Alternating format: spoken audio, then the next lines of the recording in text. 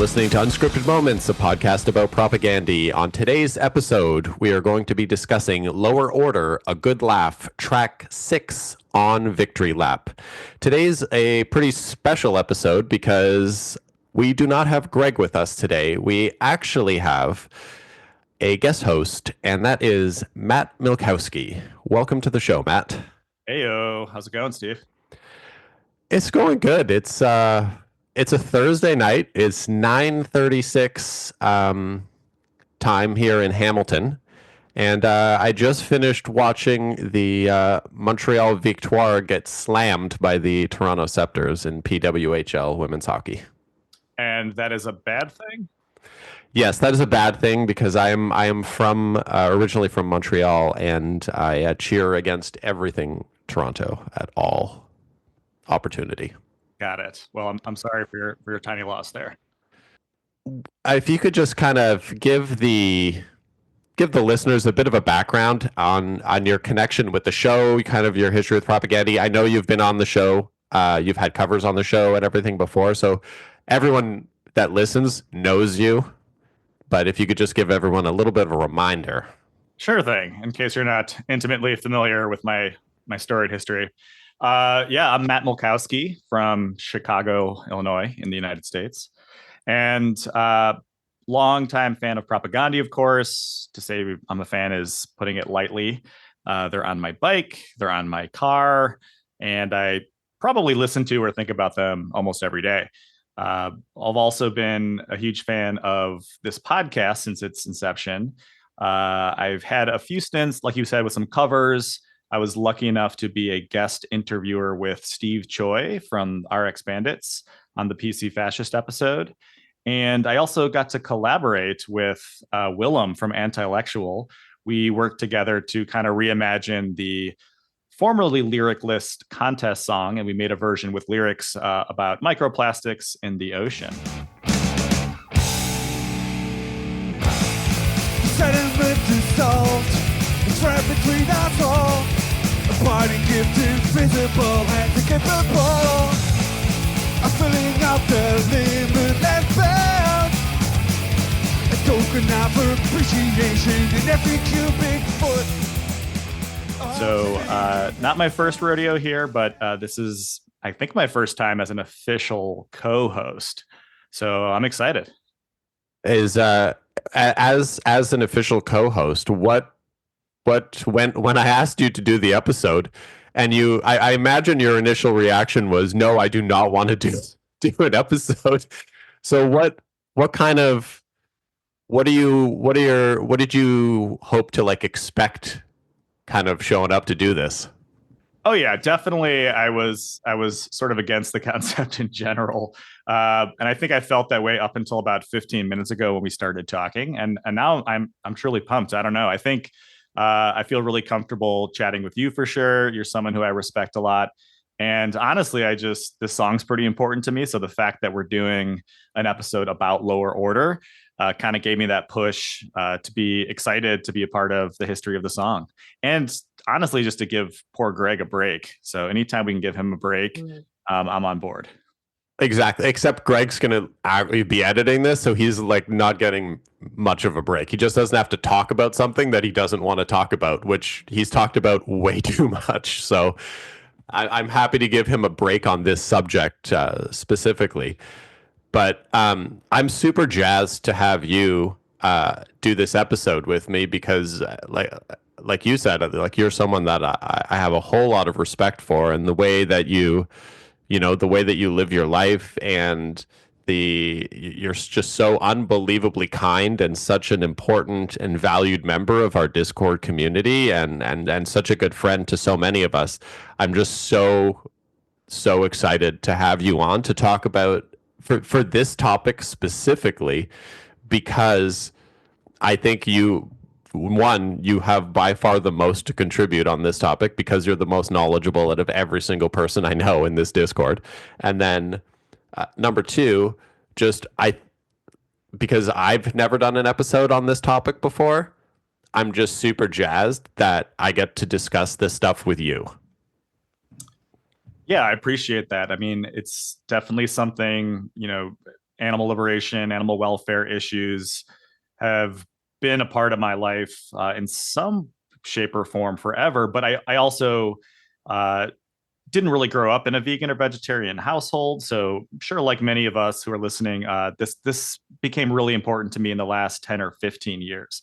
So it's going to be interesting for me to talk about the issue kind of from like a before, during, and after stance in terms of like my own journey. And I'm also curious to hear about yours.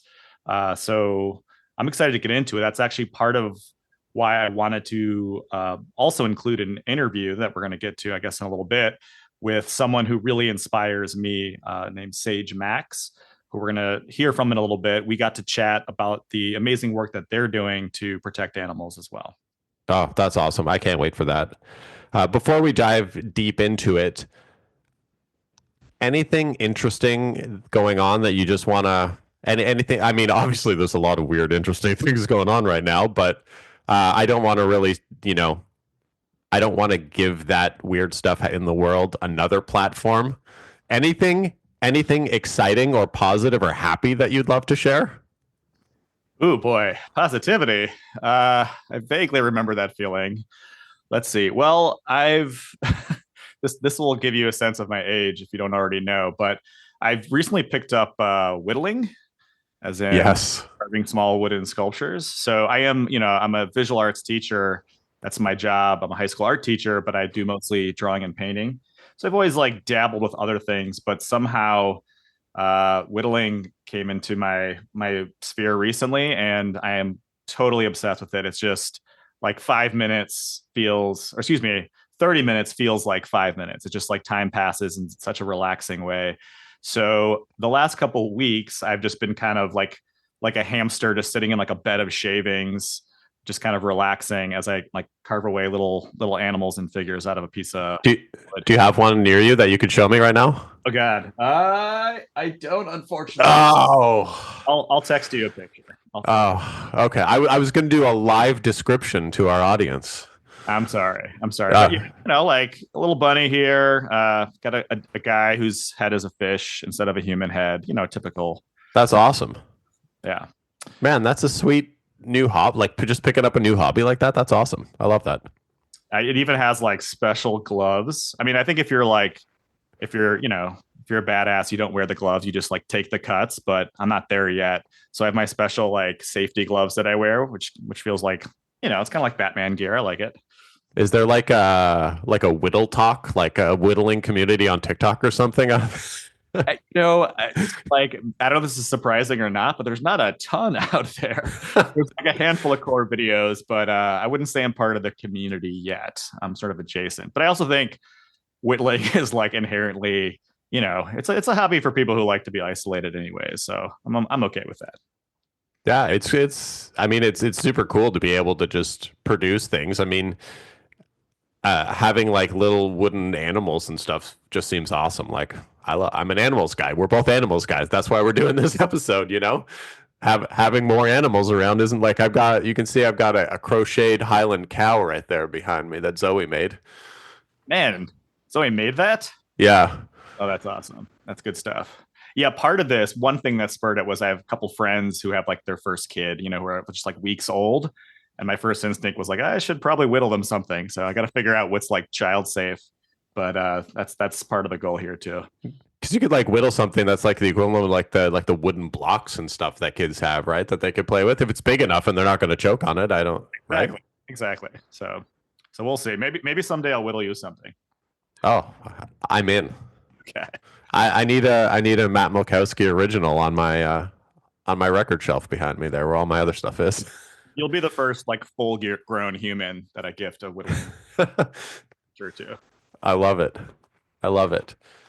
And then my positive contribution and sharing is I've recently taken up and like seriously trying to start a meditation practice. Oh man, okay. And I've never been able to do it in my entire life, and I've been really working hard since January. Wasn't an official resolution or anything, but I've been working hard, and this week I achieved 10 minutes of absolute pure focus. Wow. And Are Are you like sitting silently, or is it like walking meditation? I don't really know how that works. Sitting silently, cross-legged, 10 minutes of pure clarity and like focus. I hit that, and the 10 minutes went by and felt like 2 minutes, 3 minutes. It was wild. And I'm someone who suffers from a very loud and chaotic inner monologue at all times that just moves like 1,000 miles an hour. So for me to like achieve that complete like quietness in the head and everything, man, awesome. Congrats. That sounds hard to me. Sounds really hard. Is there like an afterglow effect kind of, or is it more just while you're in the moment? I mean, it helps like it for me, it like really helps just kind of set the rest of the day, like it set the tone for the rest of the day, because you kind of go into it just a bit more like less on edge, really. Yeah. Because I'm someone who lives like on edge, like primo anxiety all the time, everything. So I'm just super jazzed about it and highly recommend if anyone that's listening was into it, send me a message, whatever. I will explain how I got it to finally stick after, I've been trying to do this for 25 years and it's never worked. And suddenly, 44 years old, finally figured it out. Hey, well, congrats. Thank you.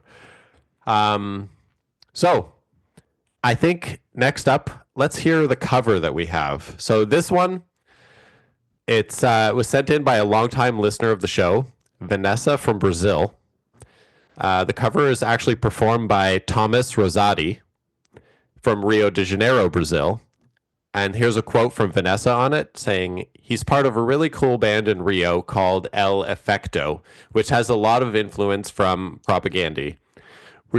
And unfortunately, we received this cover in April of 2023, and we've been sitting on it for this long. That's how long it's taken us to do this episode. So thank you so much to Vanessa and Thomas for their patience in finally getting this out to everyone. So let's hear that cover right now. My first hunting trip was kind of eventful. It was me about 5 or 6 in a century right of for those consigning river dig short size 5 was recommended for a clean fish and kill. They laugh as I cry and stroke his blood so he runs and wheels. Don't recall just how I get there. To the hatchery I mean stumble through a bush on a fig tree. And then he stood in front of me. I stood put up on a concrete bed to verify what I was seeing. The aftermath of stumbling boots upon hundreds tiny helpless breeze. Hello, despair, and bullshit rain. How do you do, my glitter cage? Stupid chick on the Covery bell, staring at her sovereign food. Stupid bit despairing at the sight of his companion on a hoe. You ever see that stupid cow chasing the drum that drove off with her calf? Stupid lower are always good, good for a good laugh.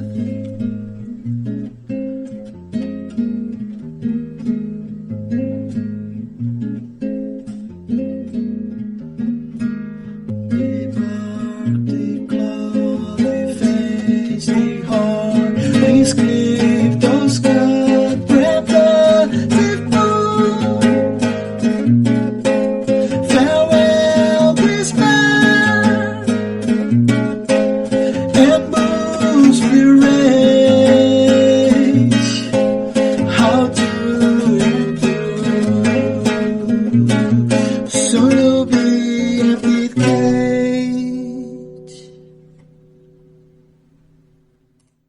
We're back. What did you think of that cover?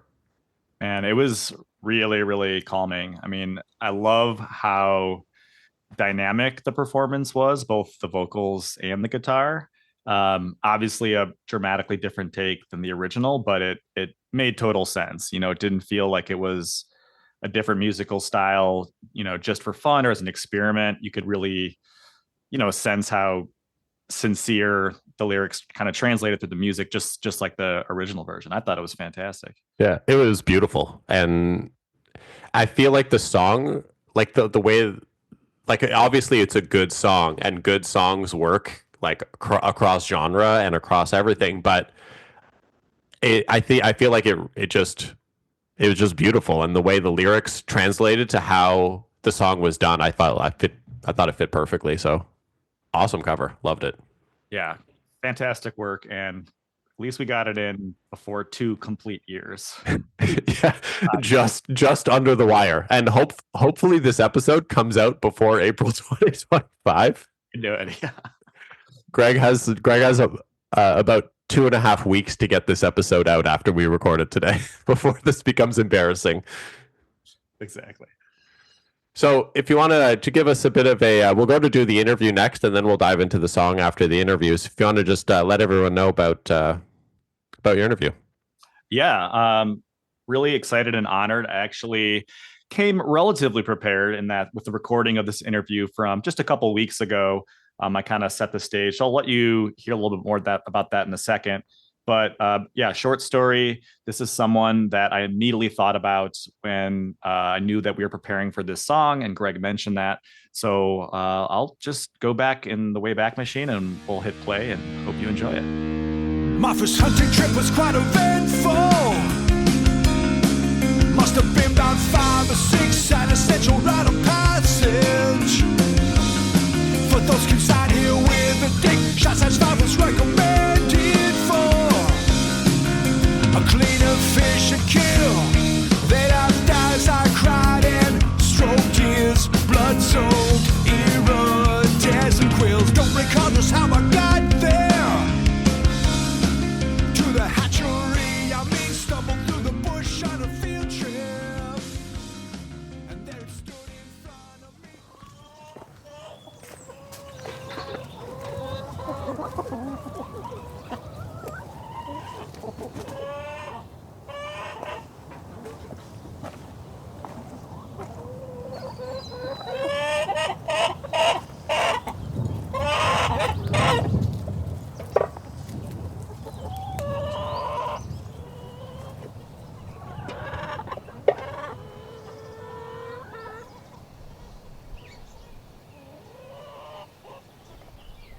Hey, y'all. Matt Milkowski here, friend of the podcast, and technically veteran guest interviewer, as I've done this once before.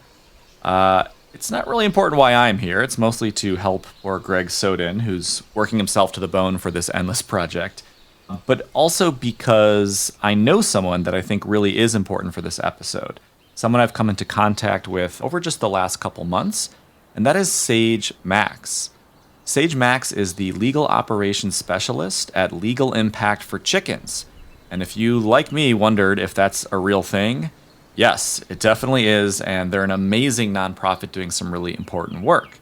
So I knew Sage wasn't specifically a Propagandhi fan yet, so I was curious how they would feel about the song Lower Order, but more importantly, I really wanted to give them a chance to talk about the work that they're doing at Legal Impact for Chickens, and really just sort of talk about animal advocacy in general. So, you know, Sage has a really long history fighting for animals. They founded the Animal Welfare Litigation Program at Richmond Law and Policy. They've worked as an advocate for animals at a number of nonprofits like Mercy for Animals, World Animal Protection, and the Humane Society of the United States. And currently, they serve on the board of Connect for Animals, which you should definitely check out as well. So I know you're going to love what Sage has to say. They're just a really sweet and amazing person who is working hard to make sure that all animals, not just human animals, have a high quality of life. And I think we may have converted them to be a Propagandhi fan. So let's find out. All right. Well, I am here with Sage Max. Sage, thank you so much for joining us on this special edition of Unscripted Moments, a podcast about Propagandhi. I'm so excited to be here. Thank you, Matt. It's an honor. Awesome. Yeah. And I know in the podcast, we're always excited to have guests who maybe aren't as familiar with Propagandhi originally. And so we're going to talk about that in a little bit. But first of all, I was hoping, we know that you work with Legal Impact for Chickens. And I was hoping you could tell us just a little bit about LIC and maybe what your role is in the organization. Yeah, happy to. I'll try not to talk too much, but we're a 501c3 and we're dedicated to protecting all animals, specifically farmed animals for the most part, from cruelty, and we use litigation. So you may or may not know that 9 billion chickens are killed for food in the U.S. every year, and most of them live really short and painful lives on factory farms. So chickens are sensitive, intelligent animals, and they develop friendships with one another. I can definitely share some more chicken facts later. But overall, in most states in this country, animal cruelty is a crime. And so every state has different laws against animal cruelty. And in some, there's no exemption for factory farming. So any type of abuse that's illegal to do to a kitten in your house is also illegal to do to a chicken on a factory farm. But when there are undercover investigations into the treatment of animals on factory farms, they're repeatedly uncovering animal abuse, a lot of which Propagandhi is very, very familiar with. The thing that we do is just to prove that no one is above the law. As big as a company like Tyson or Purdue is, they can still be held accountable. They do have so much power that it feels sometimes like they are above the law, but police and prosecutors, they don't often help either. They rarely investigate or prosecute animal cruelty and neglect on factory farms, even when groups like ours urge them to. And so when arrests and prosecutions do happen, they usually focus on individual workers, which is definitely not punk and not what we want either. So LIC, call ourselves LIC, get used to it, weird acronym. Oh, I didn't know that. All right, moving forward. Yep. I'll be using that. Good. We're a nonprofit, and we just do litigation. We sue companies in civil court for violation of criminal anti-cruelty laws. And there are some special mechanisms that allow plaintiffs to sue in civil court for violation of criminal laws. And our whole thing is holding large corporations accountable when they violate the law. So thanks for letting me do my little spiel. Yeah, no problem. Yeah, so in my position, I'm a paralegal and I do operations stuff, so I just try to keep things running so that our attorneys can do their important work. And then a fun part of my job is getting to meet people like you when you reach out to us for something like a zine or speaking to your class. So it's such a fun way to get to know you. Yeah, so for those of you who don't know, Sage and I we don't go way back, but we're not strangers either. Yeah, we established a relationship through an art project, and Sage has just been super generous in terms of donating time to talk to my students in our animal activism club and just kind of continue to keep our relationship going. So really appreciate that.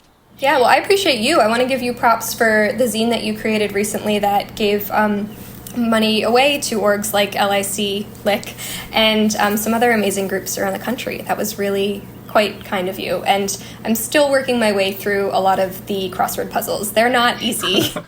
That's the most common feedback I get. So if I ever make another one, maybe it'll be a little lighter. We'll see. Good. But thanks for trying. So do you have a history with animal activism before LIC, or was this like your first employer in that field? No, very much not. Every job I've ever had since I started college has been in the animal rights movement. So I grew up vegetarian, which is very lucky. I don't get the credit for that. But my parents did do that for animal advocacy reasons in the 90s. They learned about this stuff and figured that they didn't want to be a part of any animal suffering. And so, yeah, they went vegetarian. And then I was one of those vegetarian kids in school just like yelling at everybody about eating meat, explaining to them where their meat came from, like getting into fights with my grandparents. So it was great. It was a good vibe. And then I grew up in Gainesville, Florida, which has a really good punk scene. And one of my claims to fame is that I would do Food Not Bombs with my parents, and occasionally Laura Jane Grace from Against Me would show up because Against Me is from Gainesville. Ooh, it's funny. Just last night, Greg was sharing on the Discord this new song. I don't know if you heard it. I'm not sure if I can even repeat it. I don't remember the exact title, but it involves God and his genitalia. Does this sound familiar? No, it does not, but that sounds amazing. Okay. I think it came out like 2 days ago. It's a pretty incredible intro to a song. That's all I'll say. So you should check it out. But Laura Jane Grace just keeps knocking it out of the park. That's wonderful. Nice. Okay, so it's nice to hear a little bit about your history. I mean, me personally, I did not come from a background that had any animal activism. We were a meat-eating household, so for me, this is something that the band helped introduce to me and slowly grew over time. But I have always loved animals in general. I guess outside of activism, can you tell us about your animal situation? Do you have any pets or companions in your house? At work, are there ever animals? I know you're working in DC right now, but tell us a little about animals in your life. Yeah, I love to. You can always count on someone to talk about their animal kids for a long time. I'll keep it short, though. I have 2 cats, and unfortunately, cats do eat meat. But I love them anyway. They're very cute, and they're adjusting to city life again. But right before I moved here, I had 2 chickens and 2 pigeons who live with me in Florida. So that was really special. I really loved getting to know some chickens for the first time. And the pigeons that I had were rescued from New York. So it's just a fun story. Yeah. So well traveled. Yep. What about you? I just have a dog. Lemon is like our primary resident animal, but there's a corn snake named Jupiter, who's a class companion. So she is in the classroom like 9 or 10 months out of the year, and then she comes home just for like the breaks for vacation, and my kids are always really excited for that. That's so awesome. I love it. But she's very cool. Yeah, she's a sweetheart. So I guess we'll start with the chickens that you had before. Any fun chicken stories, or if not there, maybe chicken stories related to Lick? Yeah, I definitely have a lot of fun chicken facts that Legal Impact for Chickens hoards. But yeah, the chickens that I had, they were really, they were sweet, but they also weren't. I feel like it's important to not lie to people about them being nice all the time. They were mean to each other. Chickens can sometimes do that. The whole pecking order thing is real. So yeah, there was definitely a dominant chicken. And yeah, so Chickpea, R.I.P., she was nice to me, but not nice to her sister Eleanor. Oh no. But some good chicken facts. They are really empathetic. They have been documented to help one another when, for example, a hen has lost her sight. They'll follow her around and make sure that she's safe, and even leave worms for the blind hen to eat. So that's like some community love that you don't get to see even in human populations very often. Man, that is crazy. All right, anything else? Oh yeah, so many, but I'll just give you one more. Okay. Studies have also shown that chickens can remember up to 100 individual chickens, and they even recognize humans. Like my chickens definitely knew who I was. They can remember you after months of being separated too. Wow. It's just, and that's all visual, just from eyesight? Yeah, isn't that wild? That is crazy. That's my last chicken fact for now. Thank you for the platform. Gotcha. I am jealous because Jupiter, my corn snake, it's maybe recognizes me slightly, but I think it could be anyone. We get the same reaction, but she's friend to all, so. That's great. Okay, so you mentioned that you're from the Gainesville area, and that I know you said you have some history with punk. So can you tell us just like a little bit about that? Has punk played a big role in your life, either back in the past or currently? Yeah, I love all kinds of music. I grew up with lots of music. My dad playing stuff for us that wasn't always appropriate for kids. There was a lot of Eminem and Frank Zappa, just off the top of my head. Great. So yeah, I really love all genres. I do feel like a poser sometimes when I am in like a punk setting. So Gainesville has a really big punk festival. It's just called Fest. And I think Propagandhi was there in 2011. They've definitely played there, which is an honor, because a lot of times they won't play big fest just because if there's a certain amount of corporate sponsorship, they're like, we're out. So I think, if they're agreeing to play, it's got to say something about the organization of the event. That's interesting. Okay, yeah, it's definitely a little more corporate now. Like PBR is absolutely giving them some money to do stuff. So I could see Propagandhi not coming back. But I am really bummed that I missed them in 2011. I was there. I was in high school. I just wasn't cool enough to be going to Fest yet. So I'll have to go out of my way to see them now.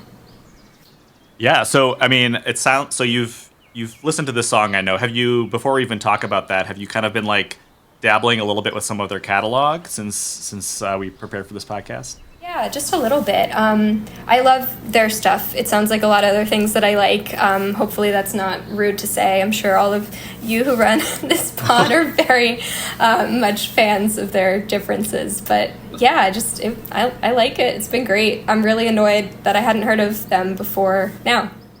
Awesome. Well, let's talk about the song that we're here to discuss, which is A Lower Order. Of course, I reached out to you because this is one of their songs that deals with animal activism issues. So I guess I would like to start with maybe if you can think back to your first initial reaction to the listen.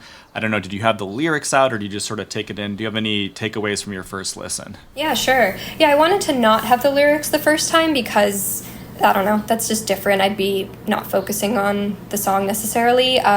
So yeah, I thought it was a good bop. So if you weren't listening to the lyrics, it didn't seem necessarily like a depressing song. So it was fun to just go in with that first. And then I'm one of those people who can't understand lyrics in a song easily, so I definitely didn't hear most of it. But yeah, it was a really catchy song. I've got some of it running through my head right now. But I don't know if this makes sense, but it kind of just like could also be about a nostalgic part of someone's life. It's not necessarily like a protest song if I just like heard it, I don't know, in a movie on a road trip or something like that. Yeah, totally. Okay. I mean, I'm assuming it's a little intentional. Like for their catalog, it's pretty rare. I mean, even the fact that there's like clean tone guitars, it's not all distortion, is pretty unusual for them. Definitely more upbeat and melodic. So it certainly stands out musically from the rest of their catalog. I don't know if it's on any like rom-com soundtracks per se, but yes, it's definitely unique in that sense. So once you took a look at the lyrics, can you maybe tell us about what your reaction to the lyrics were, either overall or if there was a specific, line that caught your attention? Yeah, they're really intense. I've been doing animal advocacy for my whole career, and so I have kind of graduated to the point where I don't have to see things like, let me see if I can quote the actual lyrics. Like in my early days of advocacy, I would watch these intense videos where you would see stuff like chickens being debeaked, having their wings clipped, toes cut, and branded. Yeah. And so, I really have been able to avoid seeing that more recently. Like my coworkers, bless them, they'll be the ones now to watch like undercover footage that we got from Foster Farms, a chicken farm. So, it was really vivid and definitely depressing and just traumatizing to read and hear the things like the aftermath of stomping boots upon hundreds of tiny helpless beings, because I can picture that really well, maybe better than the average person. So thanks for that, Matt. Great song. Yeah, I know the host, Greg, I'm sure he'll mention this, was just not looking forward to this episode at all. And prior to this song, the band has had other songs relating to animal abuse that have been a little bit more detached, a little more abstract storytelling, but not getting into those visceral details. So this is sort of a return to, something that they maybe would have said at a show. They were like famous or infamous, or in the 90s, always kind of like badgering their fans for not being, vegan enough or whatever the case may be. So it's really interesting to hear them come back with a song like this that is so explicit in the violence that does occur. So I was curious, I know you've maybe taken a personal break from taking that sort of content, but do you have any thoughts about just that approach in general of exposing the general public to, explicit violence as a means to sort of shock them into maybe caring? Do you think that can be effective, or do you think that it can just be dismissive, or push people away from caring about animals? I think that's a great question. It's one that advocates are asking, or we ask ourselves all the time. I came up in the movement with some pretty straight-laced orgs, although the people who founded them were punk. They just started covering up their tattoos with button-downs. But yeah, so that kind of world, like Mercy for Animals, the Humane League, those groups take like a little bit more calm approach. They'll encourage you to try Meatless Mondays and share a little bit of graphic stuff. But yeah, for the most part, groups like that think that other groups like Direct Action Everywhere, who go in and do open rescue, they would be taking animals out of environments like the ones in the song. And yeah, they're pretty radical, stand on tables in restaurants and shout at people, which sounds great. I'm really, annoyed that I couldn't find online Propagandhi doing one of their rants in concert. That sounds awesome. I'll send you some links if they're out there. Okay, wonderful. Thank you. But yeah, to answer your question, really, I think it takes all kinds of messaging to get to people. So the explicit approach, is sometimes what certain people need. It's definitely not for everyone.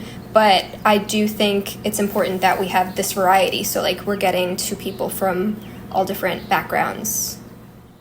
Yeah, I agree. And, it's a huge part of this song, of course, is the shock value. But just this notion of the lower order, at least for me, it stood out as well.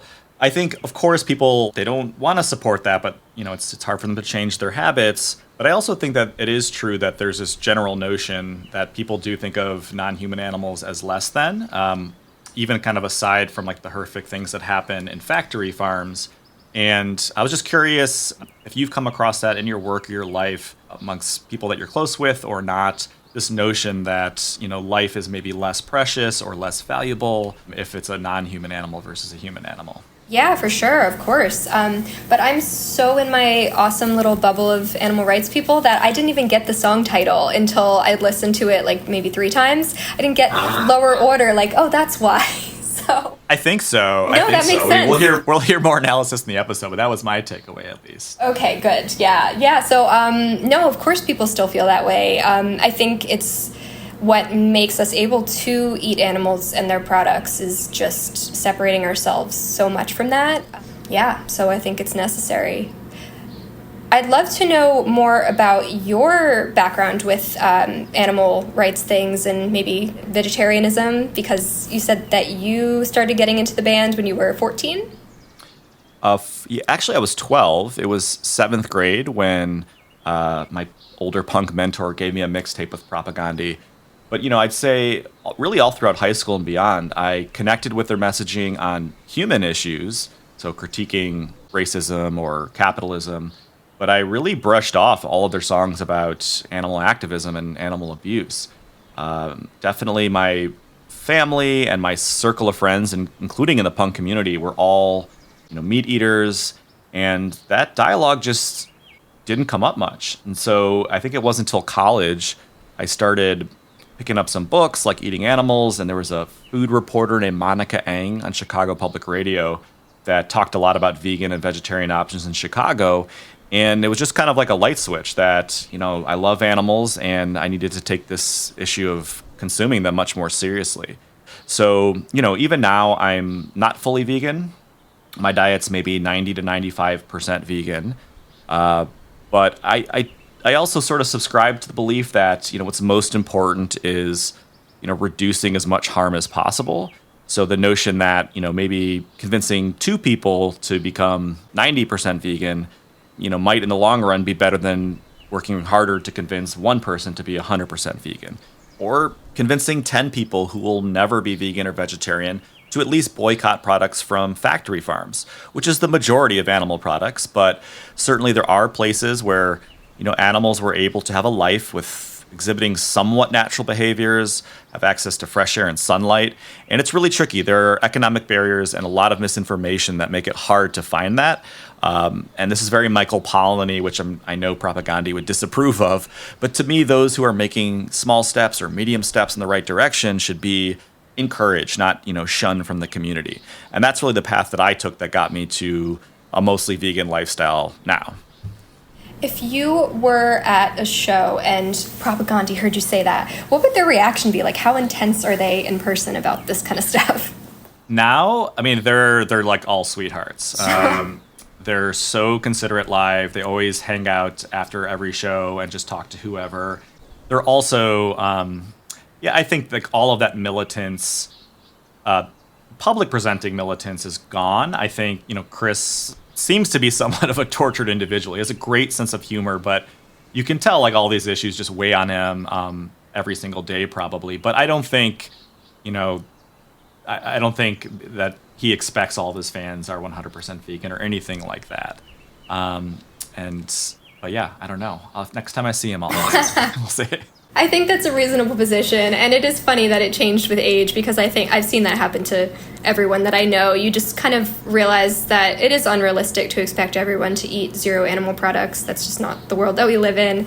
And you're definitely right about, like, even if we take 7 people doing Meatless Monday, that's better than me getting one person and making sure that they stay vegetarian for the rest of their life. It's a challenge, so take it where we can get it. And I know that the animals appreciate anything that we can do for them like that. Yeah, and it is. I know you said you were raised vegetarian. It sounded like from the beginning. So one of the reasons why it's hard for me is because my partner is not. I mean, she's very accommodating and has changed her habits quite a bit. But there's always animal products in her household, and so that's part of the struggle. It's like, if an animal product is going to be thrown in the garbage, then I'm like, well, I'd rather eat it than it go to complete waste. That's kind of where I'm at. Like, I don't have a visceral reaction of disgust when I eat it, but it's the notion of it being killed for nothing is even worse to me. So that's kind of why I still have bits of egg or dairy occasionally. But what's nice is, unlike me, my kids have sort of naturally, they just seem to prefer a vegan, vegetarian path. Like, my daughter just doesn't like animal meat. They love the processed, salty, impossible stuff. That's for sure. I don't know if that's good for them, but it's good for animals, I guess. Yep, sure. That's so funny. That's great. I know I'm gonna keep asking you questions, but I'd love to know if you've shared Propagandhi songs with people to try to get your point across before, or do you find other methods more effective? Well, I would say not specifically to someone who's maybe in opposition, but I have for someone who's expressed interest. Okay. I also have occasionally snuck Propagandhi into my teaching, which I'm really careful about because it's not my job to preach to them anything. It's my job to facilitate their own independent thoughts so they can make those choices. But there have been some instances where there's a reason where students need to explore a piece of media, whether it's like a podcast or a song, and I might put that out as an option. Which has been really exciting. And then I have propagation station. There's 15 vials where students can propagate and take plants for free in the classroom. And of course, when I see propagation, I couldn't resist. So I think there's a subtitle on the sign that's like, if you're interested in fast, heavy music with progressive values, check out Propagandhi, and the same font as propagation. So that's just an Easter egg in the classroom that maybe someone will see. Nice job. That's great. Yeah. So I'm also a little bit curious. I know we've talked about different approaches to maybe convincing others, whether it's sharing media or being more or less extreme. But have you found any, are there any specific tips that you found successful for kind of starting to move the needle for someone who's maybe hesitant about changing their habits? Of course, like I said, people are usually, they're on board with the idea of reducing animal cruelty, but they're just so entrenched in their day-to-day habits, it can be tough. So have you had any good experiences that you could share there? Sure, yeah. We covered so many of the things that I had written down about this because I was trying to be more middle of the road because, I know statistically that's more effective too. But yeah, we talked about alternatives. There's Impossible. There are products that replace chicken like Gardein. And those are really widespread. They're in your supermarkets now, which is great. So that's just one way to be kinder to birds, is just to check out some alternative products. For me, if people ask what they can do for animals, if they change one part of their diet, I would say that they should give up eggs because eggs are the cruelest toward animals, to any animal. Chickens are kept alive a long time. It's really hard on their bodies to make eggs because a chicken in her life in the wild, a natural chicken might lay 12 eggs in a year. And in factory farms, they're laying an egg a day sometimes. And that is just so hard on their bodies. It's leaching calcium. I watched it slowly kill my sweet chickpea. And it's just the one thing. Sorry, got too into the weeds on eggs. But there's so many good replacements for eggs, too. If you like to scramble them, there's Just Egg, which is also in a lot of grocery stores. In baking, you can replace eggs with applesauce, bananas, flax meal. And then there's something really fun for like meringues. If you've heard of aquafaba, it's the water in a can of chickpeas, and you can whip that up just like egg whites. It's wild. So those are some really good ones. For dairy, I like Violife cheese. If you want, come to me anytime for a list of these products. But that's, I think, a good place to start. And like we were saying, it's not an all or nothing thing with diet change. Anytime that you enjoy a single meal of vegan chicken meat or egg, you are helping an animal, and you're also reducing the demand on companies to produce such a large quantity of chicken and eggs so fast and so cheaply, which is really where the suffering comes in. Yeah, I'm also curious where you stand. You mentioned how widespread these products are, which is great, and I live in a big city, so I can find them easily in grocery stores. But I'm always a little conflicted with, I was excited about the Impossible Whopper at Burger King, but there's that, dichotomy between, do I want to give them my money so they can, continue this trend and show other fast food companies that it's profitable, or should I not, because I'm still giving Burger King a lot of money, who still, most of their products are animal products. So I don't know. Have you taken a stance one way or another on that issue? That is also a great question, and something that came up so much in the animal community when the Whopper came out. Still fun to go grab that. But I think you're right about both things. You want to show support for the product so that they keep having it, so that people like you and me can go enjoy a burger at any Burger King in the United States. We are giving them money. They're making profit on that goes toward other things in their business model too. So, you got to think about all the things. I don't know. It's never easy. Nope. All right. Well, outside of Lick, I guess we can wrap this up pretty soon. But I was curious, either as of recent or in the past, are there any other kind of animal activism shout-outs you want to bring attention to, either a book or an organization or just a website, perhaps? Yeah, I've got an answer for most of those.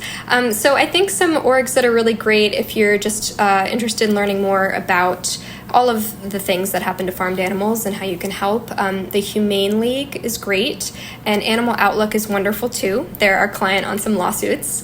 So I would start there, and then there are plenty of other orgs doing legal work for farmed animals. There's Advancing Law for Animals, Animal Partisan, and the Animal Legal Defense Fund. Gotta give a shout out to our friends.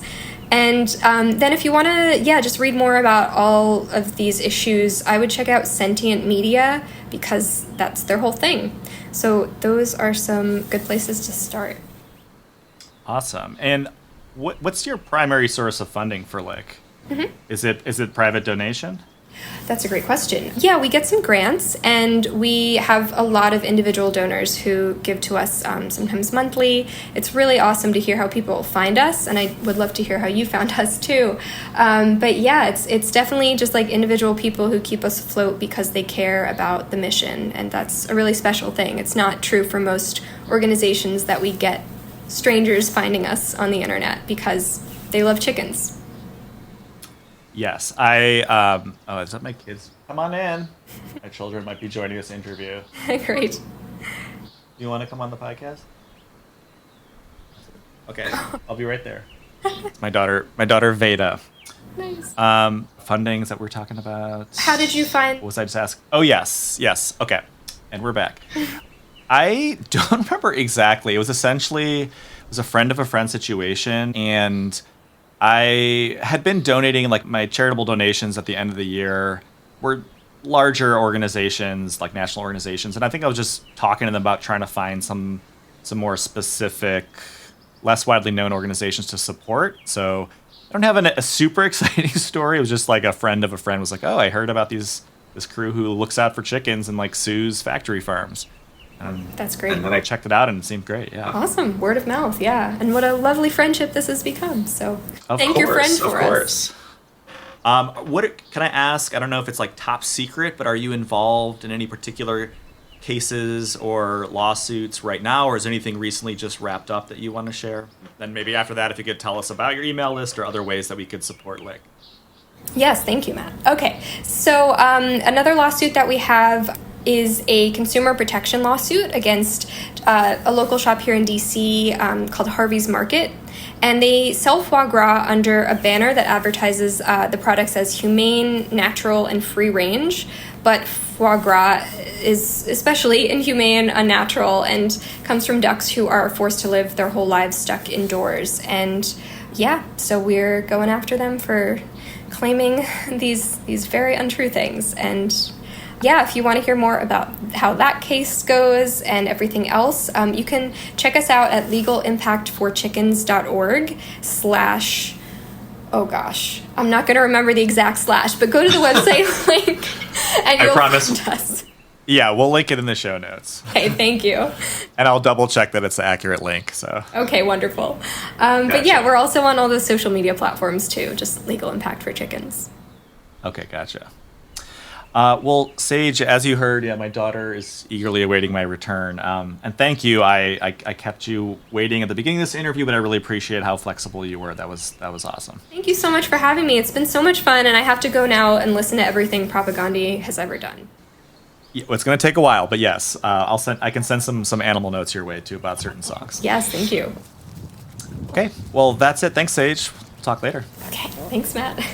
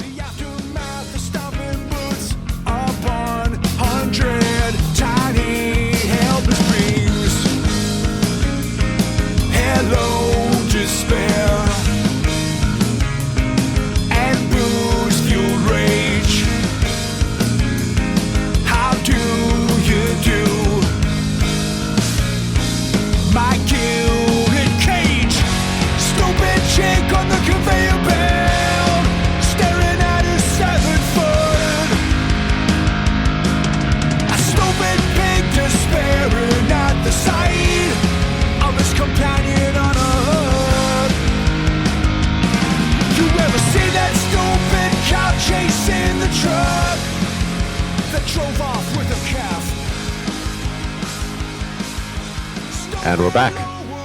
Okay. Thank you again so much to Sage Max and everyone at Legal Impact for Chickens.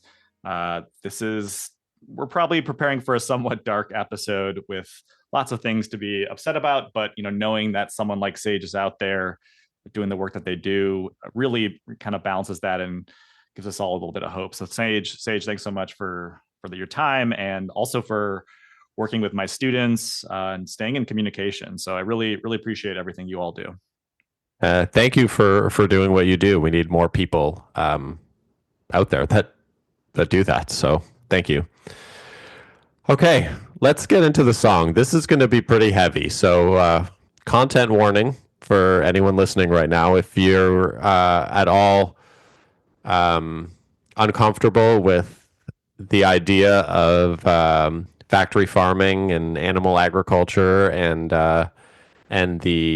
some of the practices that take place within these industries, I would say, you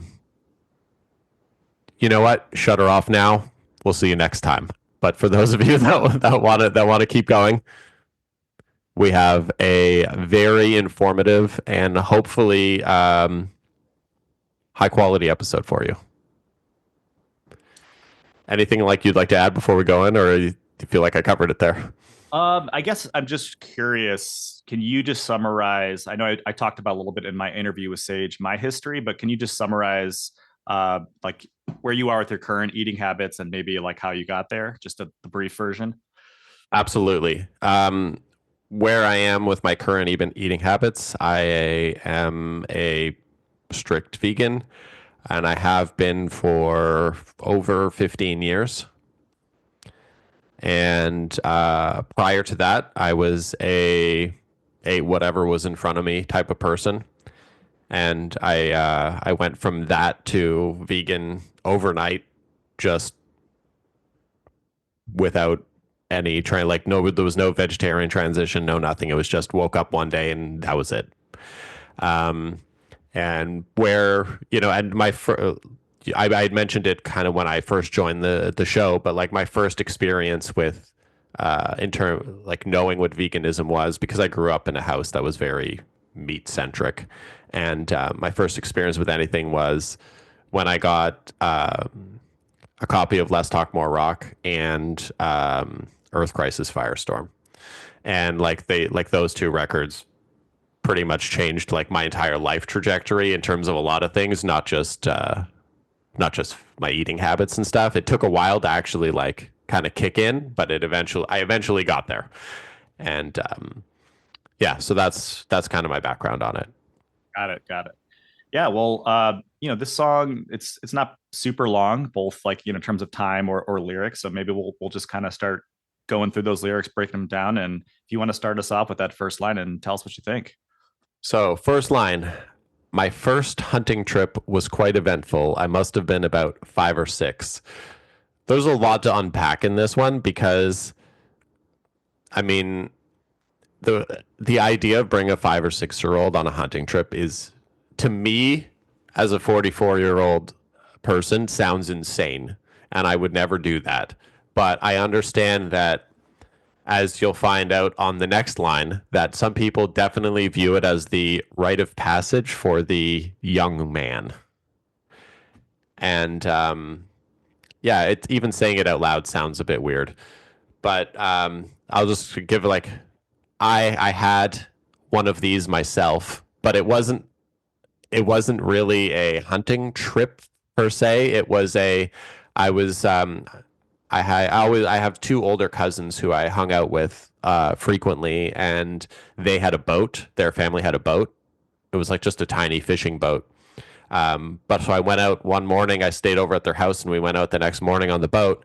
And we go out, and then like my uncle pulls out a gun and just starts shooting at ducks.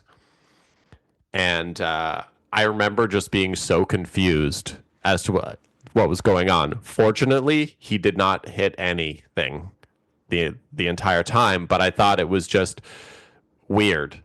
And now that I think about it, imagine if that would happen to someone now, where like a relative brings someone else's child to a surprise hunting excursion. Right. I'm sure that is still happening right now in various places, but yeah, I'm sorry. How old did you say you were for that, roughly? I must have been about 7 years old. Okay.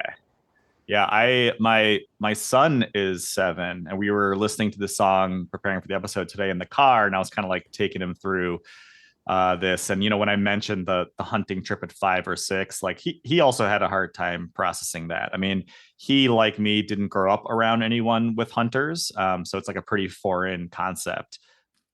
Yeah, it's weird, but so I did get some stats on hunting, because we're talking about hunting. So in the US, approximately 4.6% of the US population was issued a hunting license in the year 2020.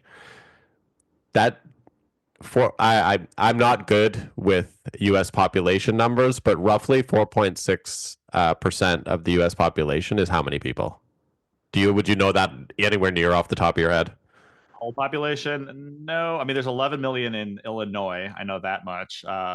So yeah. Okay. It's a number. Gotcha. Hunting in the U.S. is a $27.1 billion industry. The vast majority of hunters in the U.S. are white men. Any surprise there? No, I'm not shocked at all. In Canada, according to Stats Canada in 2021, approximately 3% of households reported going hunting, which is down from 4% in 2019. So hunting is on the decline in Canada. And specific hunting stats are much harder to find for Canada than they are for the U.S. Did you have anything that you wanted to add to this? So I do, and this might be a curveball for you, but my story is that I have voluntarily, as an adult, gone hunting, and I'll kind of explain that a little bit. So again, I never knew anyone that hunted ever. No friends, no family. I knew some people that fished, but it wasn't really a part of my life either. So for me, I think, as I mentioned in the interview 10, 15 years ago, when I started trying to figure out what I was comfortable with eating, consuming, animal products that I was comfortable with buying, part of that journey got me to a point where I was sort of looking veganism in the face and kind of deciding my next steps. And one conclusion I came to is that I didn't feel comfortable ever eating an animal again unless I had gone through the process of hunting, which I'm sure this is something that Chris Hanna, at least from the Sander Katz era, would not approve of. But for me, it was actually pretty important. I just kind of felt like if I couldn't go through that, then I certainly had no right ever eating an animal product. And I mean, that's a very, like, I guess, responsible and mature way to approach it. I think so. I mean, I have, or I don't know. It was, for me, it was like the only path that kind of made sense. I've had vegetarian and vegan friends since then who couldn't really see the logic, and I understand that. But I think, well, first of all, let me just back it up. Like, I never owned a gun, never fired a gun, really. I had like one friend who had some guns out west, but it was pretty new at the time. So I had to learn how to fire a gun and get a hunting license and go through all of these steps, that I never thought I would do. Even to this day, I don't feel comfortable around guns. And I think I also had this idea of sort of the virtuous hunter of, okay, what if I could hunt a deer and that would be my only source of meat and I can completely cut out the middleman of factory farming? That was sort of the goal, but I wasn't really ready. So I ended up trying squirrel hunting as kind of like a precursor to that, to see if I could even handle this at all. And I spent a lot of time thinking about it. I was talking to ecologists at the University of Wisconsin. I was talking to people from the DNR, although I have mixed feelings on what I can trust in terms of discussing some of these ethical issues with them. But I really wanted to, well, first find out just from an ecological standpoint, deer, squirrel, they're overpopulated, but I wanted to know some more information. I found out only 25% of squirrels, survive past the year of one. And how that, fits into my equation of whether or not it's okay to kill them is a little bit unclear. But sorry to interrupt, but that's a wild stat that I did not know. Yeah. And I, when I was talking, I wish I remembered her name, but to this professor, she's like, that's just from natural causes, disease and predators, things like that. Wow. Honestly, I was imagining, I'm like, okay, if I kill this squirrel, am I killing some parent and that's going to kill all of their kids? And, and so I also looked into the times of the season when if an adult was killed, it shouldn't, their kids should be grown. Was really trying to figure out if I could, justify this with myself.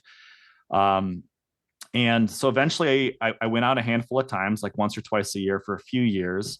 I told myself I wouldn't ever take a shot unless I was positive. So most of the time I would just go out there for 10, 12 hours and either not see anything or see a squirrel and not do anything. But eventually I did. I shot and killed a squirrel. Did it twice, I think, total. Skinned it, ate it, did all that stuff. Took it home, ate it with my wife. And I know it seems very counterintuitive. It's unnecessarily cruel when I have access to all types of food, but it was important for me, and it was hard for me to do. I don't think it made it okay. I just had to go through that process. And since then, it's almost a little bit like when, if you get caught smoking and your parents make you, smoke a pack of cigarettes or something. It was disturbing for me. And I think when I do eat meat, I think back to that whole experience, and in a way it's made it easier for me to severely reduce my intake of animal products. Like I said, I don't know, maybe 95% vegan. But it was very surreal. And this is central Illinois. So, I have like camo and I'm going into like the diner afterwards, and there's all these legit lifetime hunters. And it was weird. I felt like I was like infiltrating undercover because I could just tell they were talking to me and like interacting me and like, oh, like, what were you out there hunting? Like this, I sort of became part of the little community, which is very uncomfortable for me. Whereas normally if I'm in rural America and I'm, just the way I present myself, I probably come off as an outsider. So it was really strange for me. But I think if someone's going to consume animal products, like the worst thing is to completely avoid the reality of the harm and the cost of life that accompanies it. And so again, this was sort of my way of reckoning with that. And by the way, I sort of stopped this practice. This was maybe just for like a few winters. And then I sort of felt like I didn't need to keep doing it but it was helpful in my journey. I mean, I can't imagine like someone doing more like to figure out what was right. Like the amount of steps and research and everything that you went through.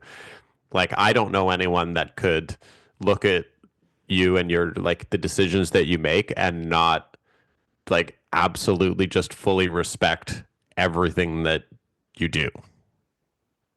Well, thank you. I appreciate that. I mean, it's a weird Venn diagram of, of habits and backgrounds. And I think I've always felt like a little strange the notion of, in certain circles of animal activism where like hunters are viewed as the absolute worst, and I do understand that. And of course, probably most hunters are, or many of them are probably awful people who just like their rite of passage. They just love to kill things. They don't think twice about it. But again, there's something about taking some responsibility that is something I can understand, I guess.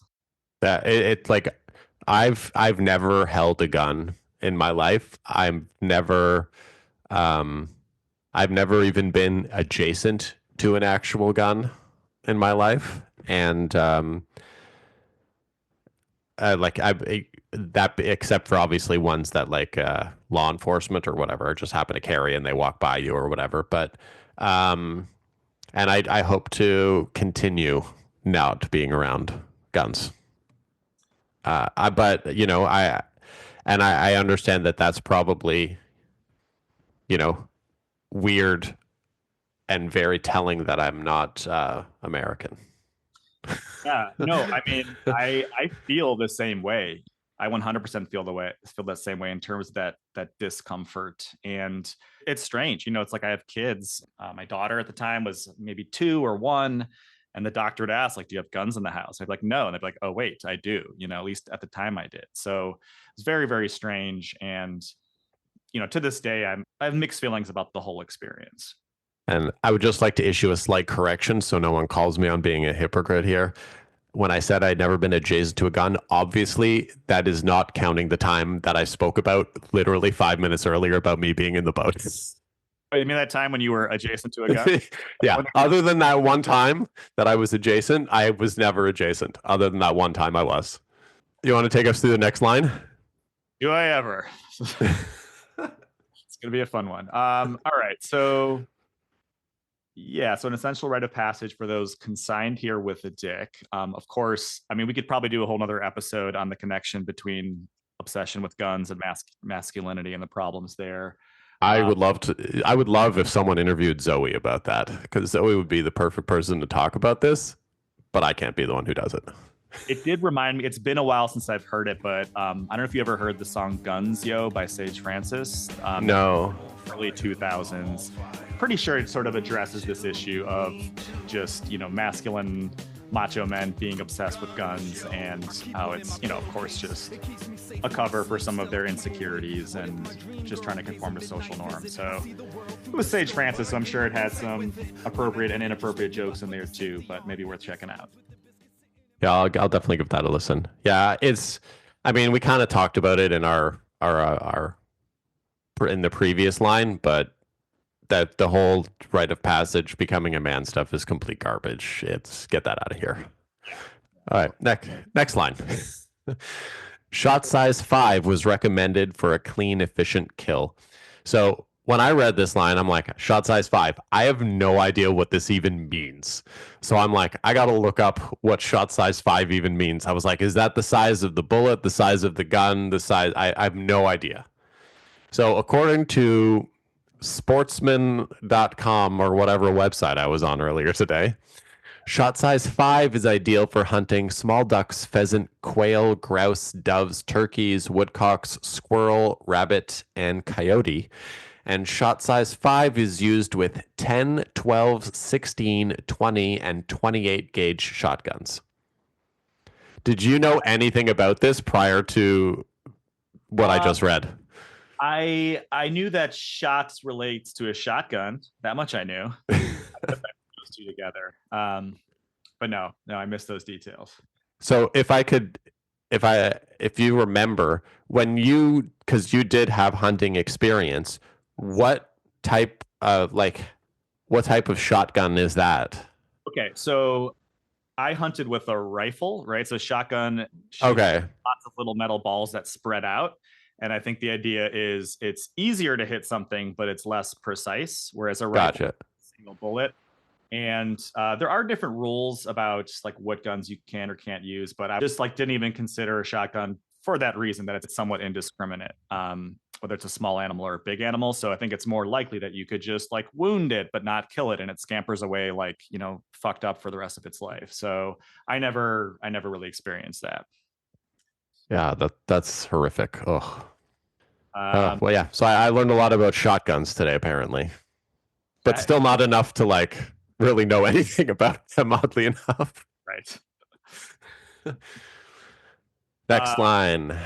Yeah. So they laughed as I cried and stroked his blood-soaked iridescent quills.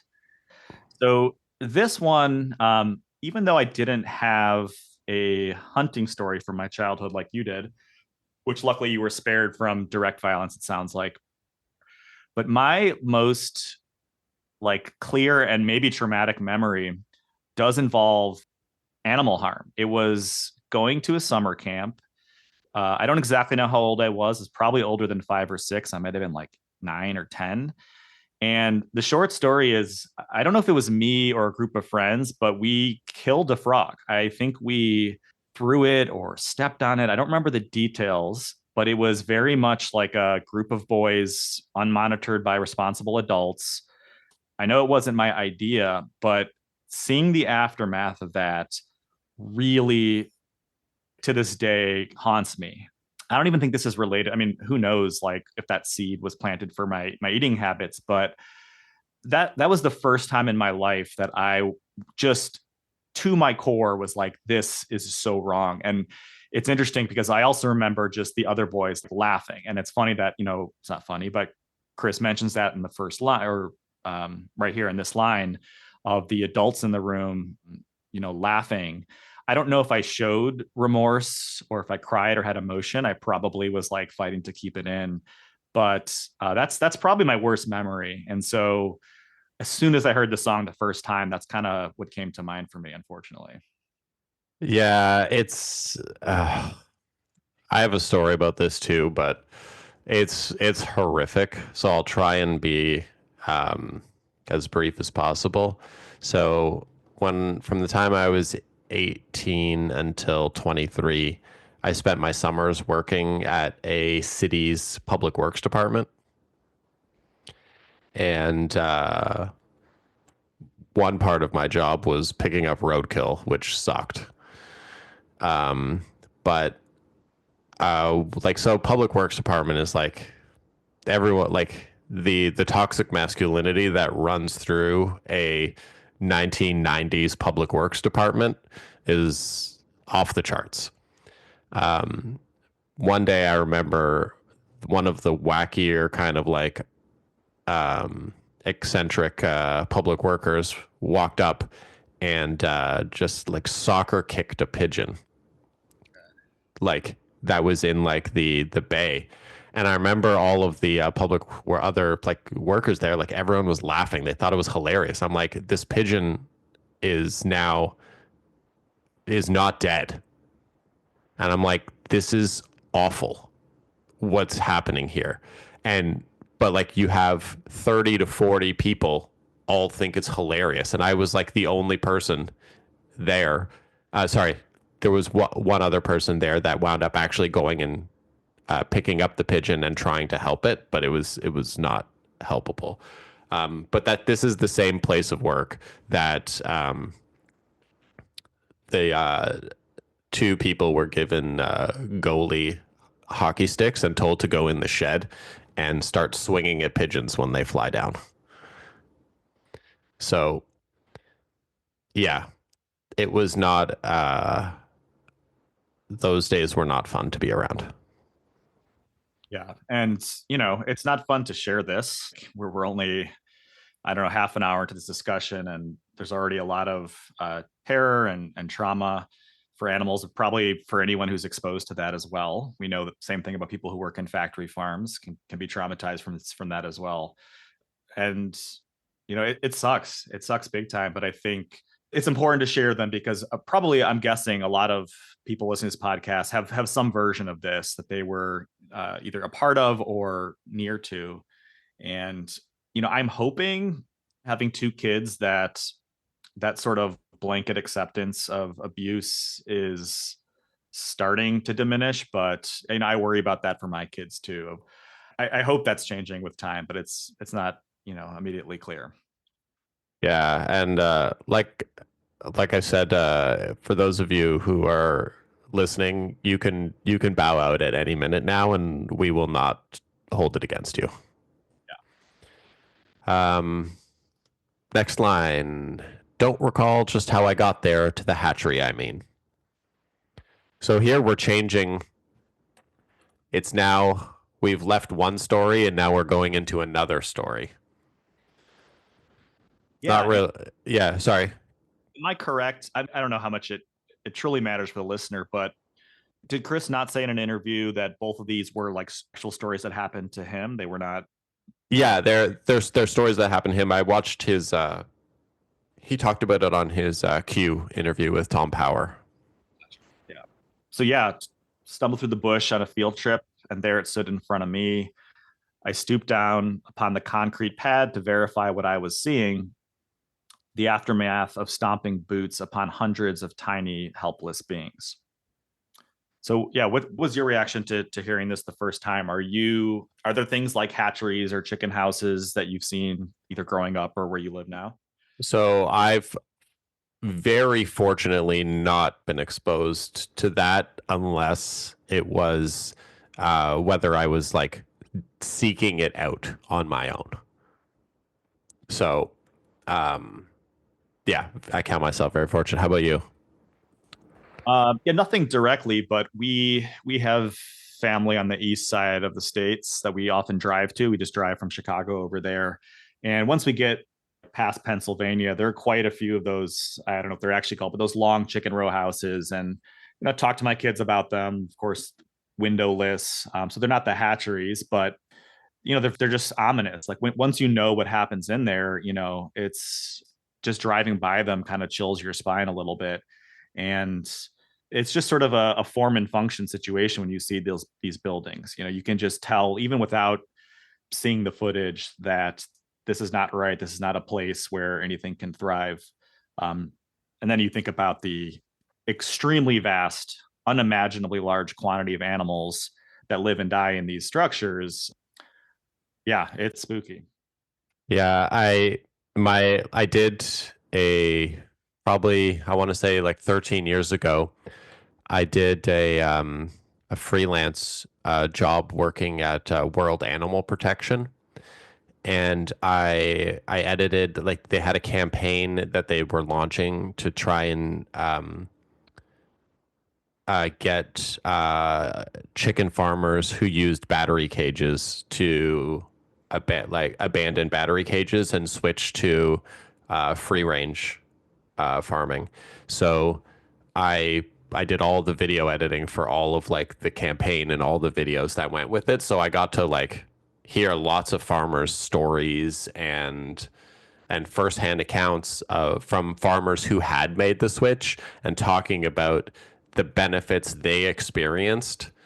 switching and talking about how the battery cages were the antiquated way, and that there was no reason to fear the switch, basically. And we'll probably get into later that free range can mean a lot of things. But Yeah.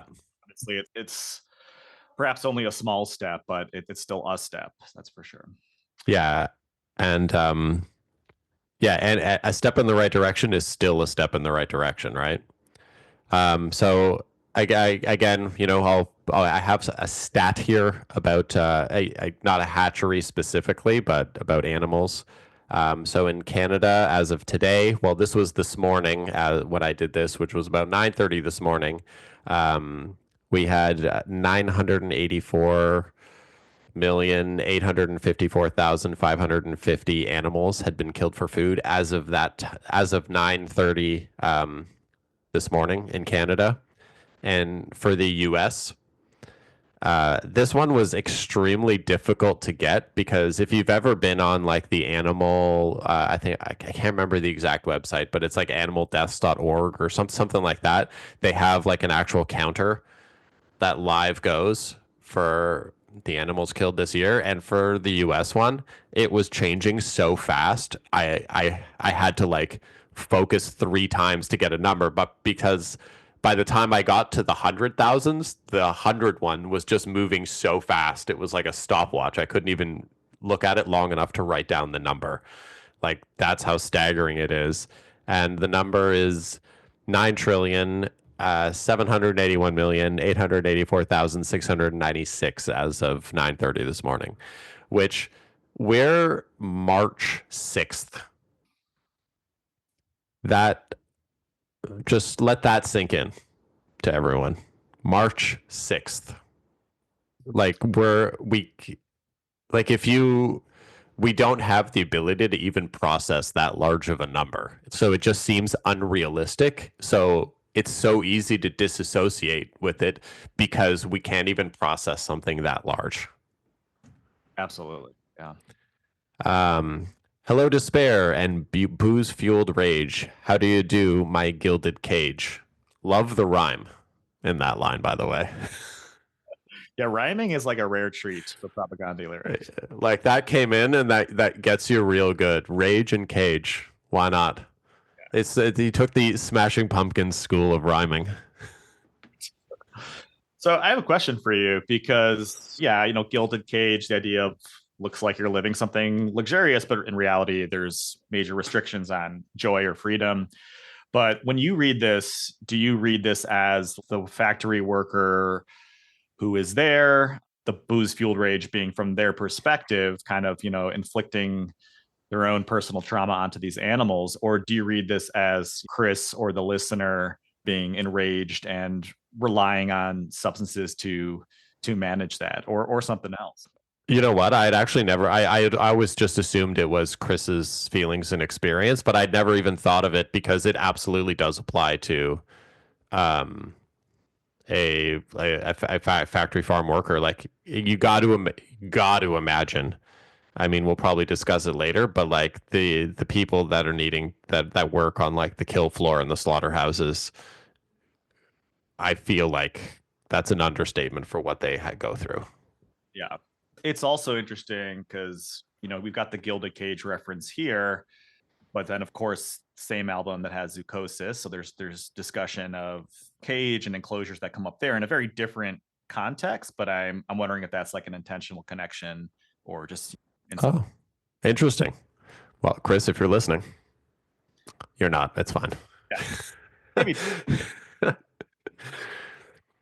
Yeah, it's even referring to, even using the term gilded cage it's hilarious because, when at the time, like even in the video that I was making, the farmers, even, well, as we'll discuss later, the free range is still literally 10,000 birds packed into a building so small that it should have like 300 to be spacious enough, right? So like the way that humans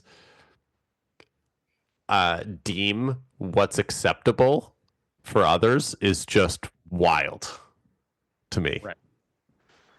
Yeah. Of course, with these small steps, which we're trying to reward, there's immediately an opportunity for the same market that's based completely in capitalism and profit to take those small wins and spin it to, again, put like another veil of secrecy over what's really happening, right? So you're mentioning there's these absolutely overcrowded houses, which still have no windows in most cases. And sometimes they'll have a little side door with this tiny area that a few can go out in at a time, but not all of them at the time. And, you know, it's tricky. It's like buying free range eggs is better than nothing, but it also, you know, may placate another generation of consumers who are like, oh, but I buy free range, you know, and it's this whole conversation is tricky. Like, I really try to be careful about casting any judgments, including on myself for my, you know, things I'm not proud of anymore in this category. But it does seem like a lot of these terms, same thing with like organic milk, really are still not very regulated, or people understood what it takes to get that term on the packaging. I think they'd be surprised at how minimal the steps are in terms of, you know, reducing harm. Oh, absolutely. And, you know, 15 years ago, me would have done this episode very differently than current me is doing it. I was definitely more annoying back then, you know, like when you know, you first take the leap and you become vegan. I was everything I dislike about it back then, you know what I mean? And as you get older and it's just not a big deal anymore. And you're now. And like before, like it was very judgy about everyone else's choices. And now it's like, I'm happy to talk to you about something if you want, but I'm not going to sit here and berate you for your choices, you know?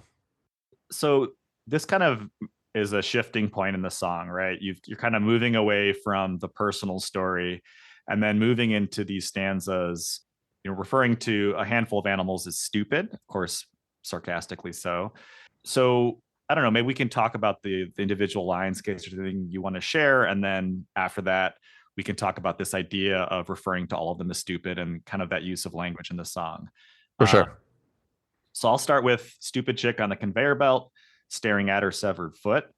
So I think, well, the conveyor belt, I'm assuming is referring to the belt that male chicks are often find themselves on with a poor fate at the end of that. There was a couple of surveys I looked at, and of all of the factory farming, animal welfare instances, I think the one that most Americans were the least aware of was the fact that in the egg laying industry, all male chicks are culled or killed. For those who don't know, the idea being that we have now bred chickens for meat to have these abnormally large breasts, and essentially the male chicks that come from the egg laying variety are not sufficiently profitable. So basically shortly after they're born and they can be sexed as male, they're killed as quickly as possible. And it's interesting because, you know, if you're vegetarian, you probably eat eggs, but unfortunately, that's also where some of the greatest amount of harm occurs. We're talking 350 million chicks a year are culled in the egg industry. And globally, you were mentioning that moving we've got that's about 200 per second globally. And so not only are they killed, but they don't provide any meat or sustenance. Not that that's justification in the first place, but this is something from the last few decades. There used to be that the male chicks would be, you know, still saved for food, but because we must have our super over the top, gigantic alien chickens, they're just not profitable to keep. It's wild. Like it's hard to even comprehend that the volume, like 200 a second, is so crazy. I had some stuff talking about the different methods that chicks are killed, but I'm not going to say that because that's too much of a bummer. If you want to learn about it, just look it up. Like, I will say are you familiar with like the in ovo sexing work that's happening, at least in some countries in Europe and a few other places? learned a lot about it today, actually. Okay. So first of all, I think we're going to try, for those who are still here, try and add some hope at the end of it. It's just Greg at editing it. He's the only person that's even going to hear this at this point. Well, let me sprinkle in a little bit of hope. So, yeah, there is a process now. It's actually been around for 10 or 15 years where essentially you can sex the individual inside the egg, and essentially it's like a chicken abortion that you can commit. So the idea is, if you can determine that the embryo is a male, you can dispatch of the egg long before they're born, and in theory can feel pain or harm. I'm sure that's still a debated issue as well, but it prevents them hatching and being killed a couple days into their life. So there are a lot of countries that are doing this now. I believe at least France and Germany a couple of years ago banned chicken culling completely. And of course, like magically, once it became law, the industry found a way to handle it. All right. And this is one of their solutions. So, it does go to show that if there's city or state or national legislation, that it can lead, people will find solutions to continue to make money. So there's some promise there, because that could lead to the reduction of hundreds of millions of these male chicks from being born just to be killed. I'm curious as to obviously it's likely more expensive than using the grinder method that most use. But I'm just wondering, like, for it to become a widespread thing in North America, it's likely going to have the only thing people here care about is money. So I'm wondering what needs to happen, like how far out of reach it is for it to be implemented like more widely versus just the people that are mandated that they have to use it, basically. So at risk of spreading unintentional misinformation here, I do remember reading that I think once the technology is set up, it's actually only like a couple cents per egg, essentially. I believe, apologies if I'm wrong, I think the main cost is just setting up the technology in the first place. Like I remember seeing a map of like specific areas across Europe, and there's only maybe a couple dozen that like were able to do this process. So I don't know if it's like a full lab that needs to be built. I'm not sure, but I think once the infrastructure is there, it's a very cheap process, from what I understand. Yeah, I guess it's probably all about the initial investment, right? Yeah. Okay. Now we're going to get even worse. Sorry. Stupid pig despairing at the sight of his companion on a hook. Hey, you want to start with this one? I feel like we both need a break, but oh my God. Like, this line sucks. It sucks to hear. Like, and we're going to talk about the music after, but man, Chris sings this line beautifully, but man, is it a bummer of a line. It's very visual. And like, I love pigs. Like in 2011, I did some time volunteering at Best Friends Animal Society in Utah. And I worked exclusively with the pigs while I was there. And like I prepared their food, did the cleaning, and then they had two of the more, I can't remember what type of pigs they are, but they were like like agile pigs. They were really fast. And they would we'd take them and they could run the dog agility course, like through the hoops, everything. And it was awesome. They were named Nick and Holly. I have a picture. I'll toss it on the Discord for anyone listening. But yeah, so I'm a huge pig guy. I love pigs. Mentioning the dog course, this has come up quite a bit. This rough, of course, like there are multiple intelligences across different species, but the comparison between pigs and dogs has come up a lot. That they're widely believed to be as, if not more, intelligence in a number of factors than dogs. So I know, if you're interested, I found Lori Marino is a neuroscientist who works a lot with dolphins and whales, but also has published a few dozen peer-reviewed papers specifically on pig intelligence. And there's just paper after paper confirming how social they are, that they're playful with toys. They've outperformed dogs in certain intelligence tests, but they also can predict situations in the future. So for example, there was a study where there were two crates and a pig. One of them, once it went in that crate, it was locked in that crate for 30 minutes. And then the other one, it was locked in the crate for 240 minutes. And they very quickly learned to always go in the 30-minute crate. And that really, of course, implies that they can sense harm over time as well, which is another sign of, emotional intelligence. And they also can demonstrate what's called emotional contagion. So the idea that if certain emotions are being expressed around them, they will mimic that both through, vocalizations and behaviors. And it's potentially like a precursor to empathy, essentially. So this idea of pigs having a similar intelligence to dogs, or also the comparison has been made of they're about equivalent to a 4-year-old human. They've outperformed 3-year-olds on some of these tests. It's just another way to frame this. I mean, personally, I don't even think it should matter if an animal is or is not intelligent. A lot of times we value intelligent animals, or even more so cute animals, over ones that are not cute. But I think it does help, to imagine these situations that are really hard, and imagine, like, would you ever consider doing this to a dog? And most people probably wouldn't. With chickens, like, would you imagine doing this to a bunch of bunnies? Like, most people probably wouldn't. So, that psychological piece about which animals we kind of naturally revere and get that dopamine rush when we see, big cute eyes or fluffy ears. It's natural, but it's also a barrier that kind of prevents us from appreciating all animals and, respecting their right to exhibit natural behaviors and have a harm-free life. When you talking about everything you talked about here with Lauren Marino, it actually reminded me. I should have thought of it earlier, and I can't believe I didn't. But a really good other guest to talk to for this episode would have been they live less than 30 minutes from me. But do you remember Esther the Wonder Pig? It sounds familiar. She was like a famous internet pig. Okay. Anyways, like her dads both, they live like 30 minutes from me. I could have, and they're like super famous. So I should have, and they love this.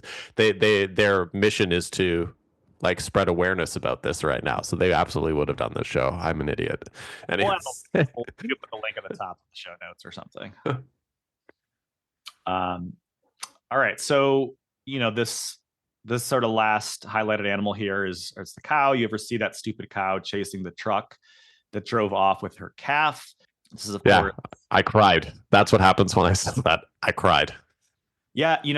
This is actually, I'm glad you said that, because from the entire Propagandhi catalog, there've only been 2 songs that have like really made me cry. And this was one of them. I think the first listen, like Sage said, I wasn't listening to lyrics. I was so excited about the music. But once the second time when I listened, more carefully, same thing. It was just a moment where the tears were flowing. So sorry, I didn't mean to cut you off there, but I could just relate to that sentiment. Oh no, it's man, I mean, everyone like these videos, they're all like, I don't know anyone who hasn't seen this video on the internet at some point, right? Like, and it's hard, and it's just heartbreaking. Like I'm a huge cow guy. Cows are my favorite animal. I love cows so much. Like my couch in the living room has a cow slipcover on it. I have framed pictures of cows on the wall in my living room. I have my Highland cow back there. I did some work at in 2014. I did some work at Gentle Barn in LA, and I spent all my free time there just literally just hugging cows. Yeah. So, anyways, this line really breaks my heart. Yeah. Do you have anything you'd like to add to this line? Not in particular. I think all decisions that we make about what we buy, I mean, there's a hidden cost, and it's interesting with issues surrounding factory farming and all these different processes. It's not that hidden. I mean, of course, the companies are working really hard for us to avoid thinking about that. But I think what's so shocking about not just this cow situation, but really all of these instances is there's so much evidence. It's, people, of course, don't ever say that they support this stuff. I mean, most people aren't like, I'm okay with these things. They just are able to kind of shut that off from their mind, I think, for the most part. And it's always been fascinating to me, but also disturbing that there's such a contrast to how we market and view and think about animals in other aspects of our life. And, again, anyone who has kids knows that, I don't know, 40% of all kid merchandise is animal related, and a bunch of that is farm animal related. And so, you hear about the milk carton that has the happy farm, but I think it's beyond that. I think there's just this illusion that we live in harmony with animals and we have an understanding with each other. And, people have reactions. Like in movies, they could see a person, a fictional situation, a character getting killed, a human, and most people don't think twice. If they see an animal, most people have like a more visceral reaction, if like a dog gets killed in a movie. So it's really hard for me to understand what psychological tricks have been played on us by the industry, where most people are 100% on board with the idea of reducing harm, but we just can't seem to make that connection in our practice, and have no problem kind of continuing this facade that we have a healthy relationship with them, which is extremely rare. So Did in Chicago on the public transit, did you take public transit in Chicago between the years 2011 and 2017? I'm sure I did. Yeah. Oddly enough, I think I did as well. But so in Toronto, we had for stretches during that period of years, we had the Be Veg campaign, the Why Love One Eat Another campaign, ads like all over Subway. Did you guys have those in like the subway stations there? I don't remember that particular campaign. So if so, I must have missed it. Yeah, because they had like a picture of a pig and then like a dog side by side, and they'd like a whole series of like different ads like that were all over the subway and billboards in Toronto. And I know they were in some American cities as well. I just don't remember which ones. It was a wonderful campaign. It was really cool to see that stuff just everywhere, because it was like having an animal activism campaign that's not built around like extreme images was refreshing. Next line. Yeah. So stupid lower order, always good for a good laugh. This is one circling back to the hunting incident, right? With the men in the group laughing. But also, yeah, just this idea that it's accepted that animals are beneath us, that they're not valued in the same way that humans are. I've never really liked the hypotheticals about, like, well, wouldn't you protect a human before an animal, that sort of thing. I think there's like always going to be a natural tendency to protect your own, like that's some instinct. But generally speaking, I think most people do agree, consciously or subconsciously, that animals are beneath as opposed to adjacent to human animals or even above human animals. Yeah, circling back what you said earlier about the animals being in like children's stuff. You'd mentioned it earlier, but it reminded me of when I was a kid. So like I was maybe like 4 years old or 5 years old, kind of around then, up until the time I was like 8 or 9, because I had younger brothers. But I remember watching. God, it's been so long. I'm bad with the different ones, but I believe it was the Warner Brothers Bugs Bunny cartoon. Yeah. Was Porky Pig on the Bugs Bunny universe, or was he somewhere else? That's right. Yeah. Oh God. Anyways, I remember growing up that whenever we would eat pork chops, my parents would refer to them as Porky Pig chops, basically. And it took me a while to like legitimately put it together, but I remember knowing that they did it so that I knew specifically which animal that it was coming from, because of like I'd be able to relate it to it. And I remember going over to a friend's house and they asked what I had for dinner last night. And I was like, oh, what did you have for dinner? I was like, I didn't know. I was too young to know that it was called pork chops. I thought because I thought the pork was part of the name of Porky Pig.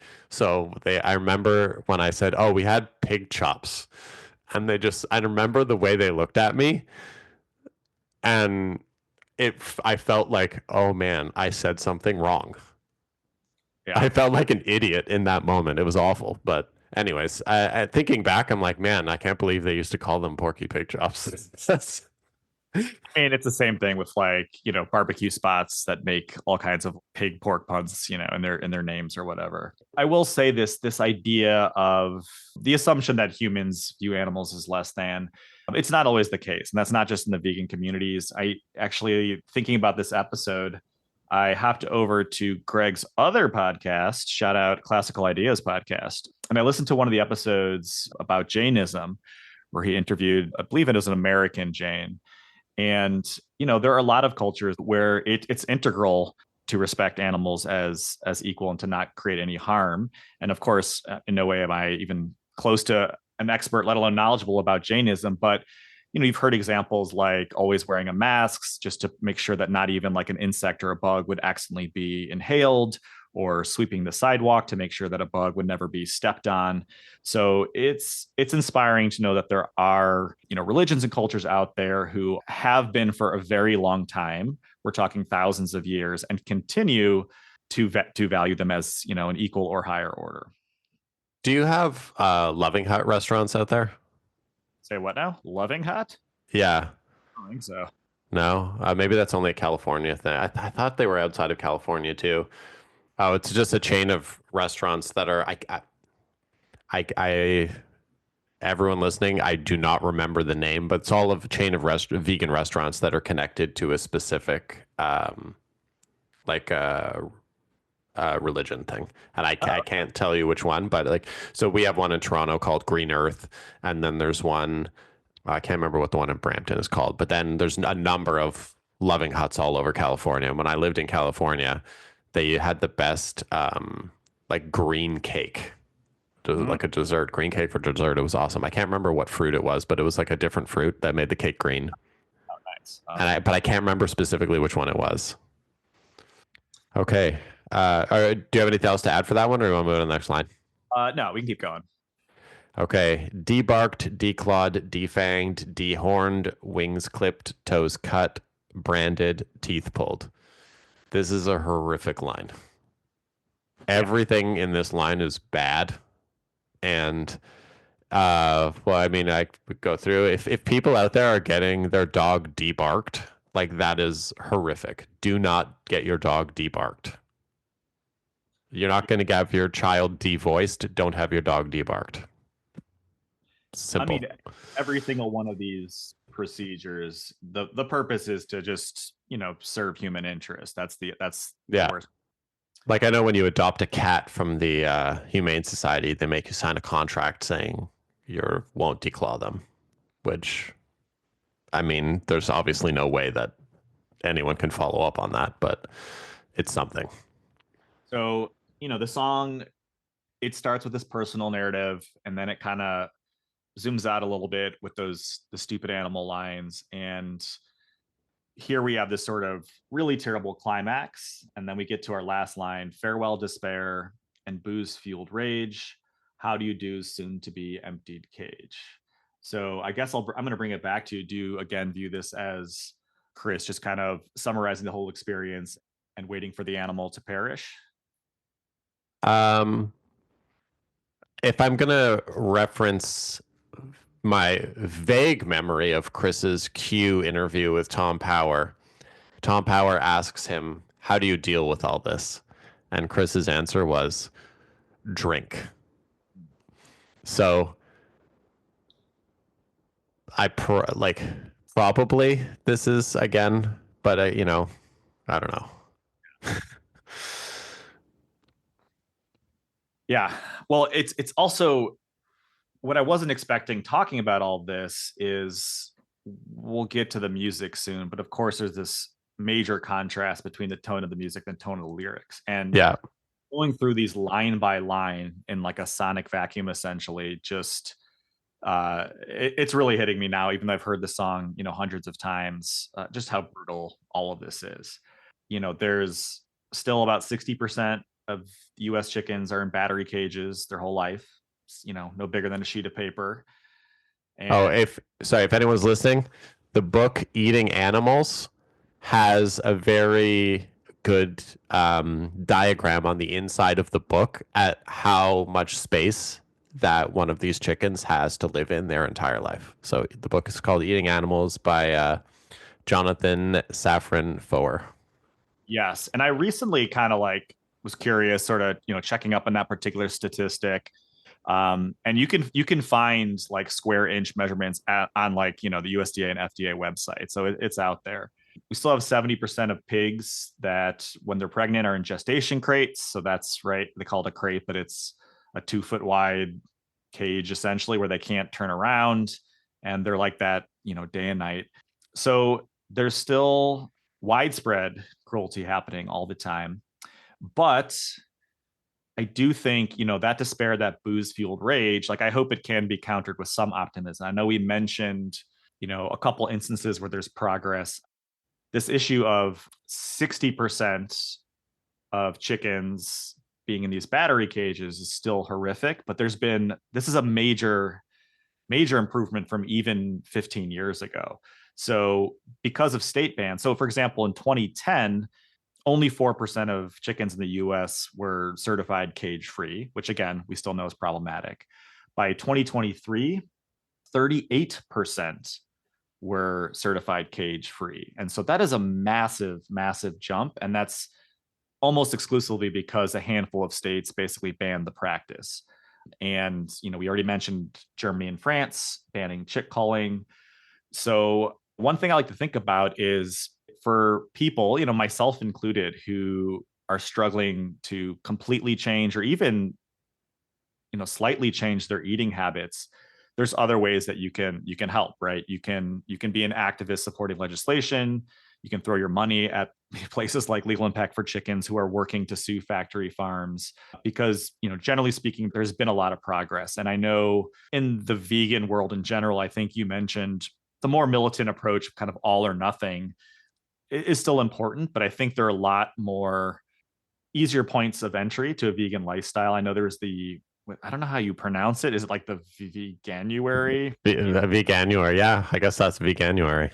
Oh, it's like Be Vegan for January, and there were 700,000 people who signed up a couple of years ago for that, or Meatless Mondays. Just finding small ways to change. For me, these were the kinds of measures that over a handful of years eventually led to a major change in my habit. I also thought I'd share, by the way, I found some rankings on countries that are like the most vegan. I'm sure the numbers aren't perfect. I was going to see if you want to guess number one, but are you looking at my show notes right now? Yeah, I've got the show notes here. So I unfortunately. Well, why don't you guess number one? I have a feeling you're a smart guy. Number one, if I had to guess, I would say India. You are absolutely right. And actually, Mexico is up there too. So they're somewhere around 9% vegan. Coincidentally, man, I eat a lot of Indian Mexican food. Yeah. Yeah. So that's something, right? 1 in 10 people. Comparatively, the US is at most 1.5% vegan, and that's probably a major exaggeration. After Mexico and India, we had Israel at 5%. And then after that, Canada at 4.6%. So you all are up there on the vegan scale. Congratulations. That's awesome. All right. Well, I don't know. Do you have any thoughts about the lyrics? So maybe not about the lyrics, but this gave me a fun, something that we could maybe end the lyrics on a positive note, if you will. So Matt here turned me on to an app for my iPad called Paprika. And since then, Matt and I have exchanged some vegan recipes together. So I thought maybe for this part, we could each share our favorite vegan recipe or vegan thing that we make. Sure, sounds good. I will let you go first. My honest favorite's a little boring, but they're so good. Well, I'm in Chicago, so we're a very big taco city. I mean, in terms of the tortilla market, there's like 20 different companies in Chicago. The best is El Milagro, for those who are curious. So I'm going to go with there's a sweet potato and black bean taco recipe that is my absolute favorite. Everyone that I know who's tried this particular recipe loves them, including people who never eat anything vegan or vegetarian intentionally. So I'll definitely link to that. I mean, I've got the paprika recipe, but I also think I have the original website, and I'll add my additional kind of Chicago style notes to that. But yeah, sweet potato, black bean tacos with all the fixings on top. That's my number one. Oh, that's awesome. And slight sidebar before I give mine. Do you eat at vegan restaurants? Yes, there are only a handful of like truly vegan restaurants, and some of them are like very fancy and expensive. Chicago Diner, though, right? Chicago Diner, yes, I've been there forever. And that is exactly what it sounds like. It's like hearty. You've been there before, right? I've been there, no joke, probably 25 times. Oh my gosh. Okay. Yeah, that's like the Chicago staple. It's been there for decades. Like greasy comfort food. But I had a hero there once that was just phenomenal. Yes. They've been on it and have been going strong ever since. But yeah, there are also just a bunch of restaurants that are just vegan friendly that have really solid vegan entrees that are not just like fries, So do you have a Penelope's Vegan Taquerita in Chicago? That's there, right? Oh, maybe that's in LA. I'm mixing them up. If you had to name your top 3 vegan restaurants that you've ever eaten at in your life. Okay, well, I'm going to go with vegan friendly again. Okay. Yeah. So one is called Handlebar. It's another really casual place, partially because they're close to me and they have like awesome decor. But they've also been around for a really long time. My number 2 might be Chicago Diner, actually. Again, just kind of like the history of it. It's just super comforting. Like on a cold winter day, you just like go there and it just kind of warms your soul. And the milkshake's top notch. Oh, yes, definitely. And then I'd say number 3, there's a spot near us called Giant. This is a fancy restaurant, and they do serve meat dishes there, but all of their vegetable base. So these are kind of more advertised as like sides, but they're so delicious and special and cared for. All of their vegan vegetable dishes really work as mains too. And every time I go there, that's just my favorite thing for sure. So I'm going to go with Giant as my 3rd. That's awesome. I love that 2 vegan friendly places are on your list. That's awesome. My thing that I make is I'm going to go with I'm very big into cooking. I've shared a lot of my like meals kind of on the Discord. We have a cooking channel. So one that I'm going to share is I do like a tofu salmon steak kind of thing. So basically it's you take like a block of tofu, you cut it in half, and then each square that you get out of it, you do like a cross cut so you cut it one way diagonal, then you flip it and do the other way diagonal, so it like kind of is like accordion-y on the inside, and then you toss it, and you like there's a sauce that I make that I marinate it in. I do a 24-hour marinade, and then it comes out of there, and then I cornstarch up the outside, and then I deep fry each side of it so it's nice and crispy on the outside, and then that is served on top of a plate of achiote Mexican rice with a topping of mango salsa on top. Yeah, if you want to make that and just like throw it in a manila envelope and send it to me, that would be. I love it. And then my 3 favorite vegan restaurants I've eaten at. Number 1 would be a restaurant in Toronto called La Bartola. It's I believe a Michelin-starred vegan restaurant, a Mexican restaurant. And Zoe and I ate there, oh God, whenever the last time Ghost played Toronto was, because we went to that before the Ghost show. And It was very pricey, but man, the the rose hibiscus like tacos, and oh man, it was seriously unbelievable. Zoe had a chocolate brownie with popcorn coulis on top. It was Wait, wild. what's a coulis? What's a popcorn? Yeah, like it's like a popcorn sauce that you pour on top of a chocolate brownie. Like it was insane. Number two would be Crossroads Kitchen in LA, which is like a just super famous, popular vegan restaurant. And then third is Evolution Fast Food in San Diego.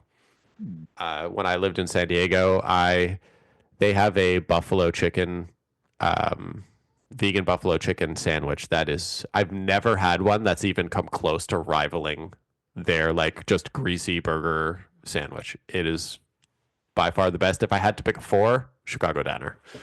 Awesome. Is there a place where you get vegan Chicago dogs there? A lot of places that offer Chicago dogs will now do a vegan one. So even there's like a giant chain like Portillo's. I don't know if that's like a thing that yeah, but like you can get a vegan dog. Like they started that like 3 years ago. And for those who haven't had a Chicago dog, the 96% of what you're eating is just all the bullshit on top.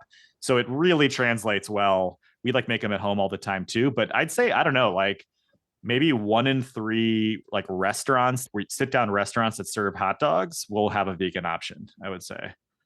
Oh, that's awesome. Now I'm gonna have to have one next time I come back. So every time I've been to Chicago, I haven't been able to find one. But because we've been Zoe and I have been going to Tied Down in Detroit every year, and I'm just crushing vegan coney dogs. Yeah, where the White Sox play to Rate Field, they also have them there, which is nice. I've been to both a White Sox and a Cubs game. The Cubs game was much more fun. Yeah, that's what everyone says. I'm like a White Sox fan, but it's all good. I had way better seats for the White Sox. I sat like 3 rows up from the third baseline, and at the Cubs game, I was in the bleachers. Yeah, exactly. Even when the Sox are like in first place or like in the ranks of playoff, it doesn't matter. You can just like walk right on down. Yeah. I didn't have a ticket. I just walked up and I was like, I'll take the cheap one. And the person at the gate was like, how about I just give you this one for that price? I was like, okay. Okay, so one last thing before we transition to the music, because I also found like we were kind of looking ahead to the future. I did find this one thing I really wanted to share with you. I was going to text you a picture, but I forgot.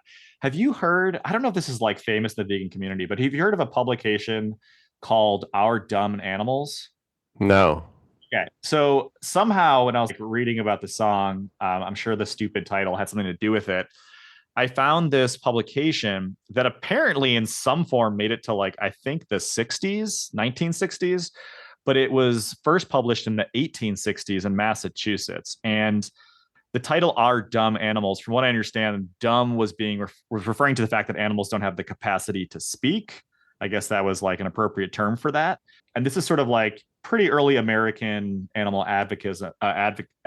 And apparently I was surprised to hear this, the first issue that they published, they gave out 200,000 copies in like 1860s Boston. And for whatever reason, it said it was like thousands of cops helped pass them out. So it was a big deal at the time. Their motto was, "We speak for those who cannot speak for themselves." And I was just kind of reading through like every month when they released one, there were just kind of stories like reporting, basically exposing people who were abusing animals and calling them out. There were also like strange poems for kids about animal advocacy. But I took one quote, since it's March, I found one from March 1868. And one little excerpt said, "There are crimes such as keeping calves from their mothers for days and letting the cattle go unmilked, that their bags may look full, together with the horrible cruelties in the transportation of animals, fearful alike to the animals and all who eat their flesh. We must believe that there is a large class of offenses. The sins of ignorance and thoughtlessness must be dispatched." So I just really appreciated that, knowing, 150 years ago, there were people out in the streets kind of telling the same stories that we're hearing now. And hopefully that just continues in 150 years from now. And that was like, if you think of like 150 years ago, factory farming wasn't anywhere near what it is now. Like, it is way more horrific now. Yes. Okay, that was my last tidbit. I just wanted to share that. Yeah, can you text that to me though? I'd love to see that. For sure. Okay, let's talk about the music. This is an interesting Propagandhi song music wise.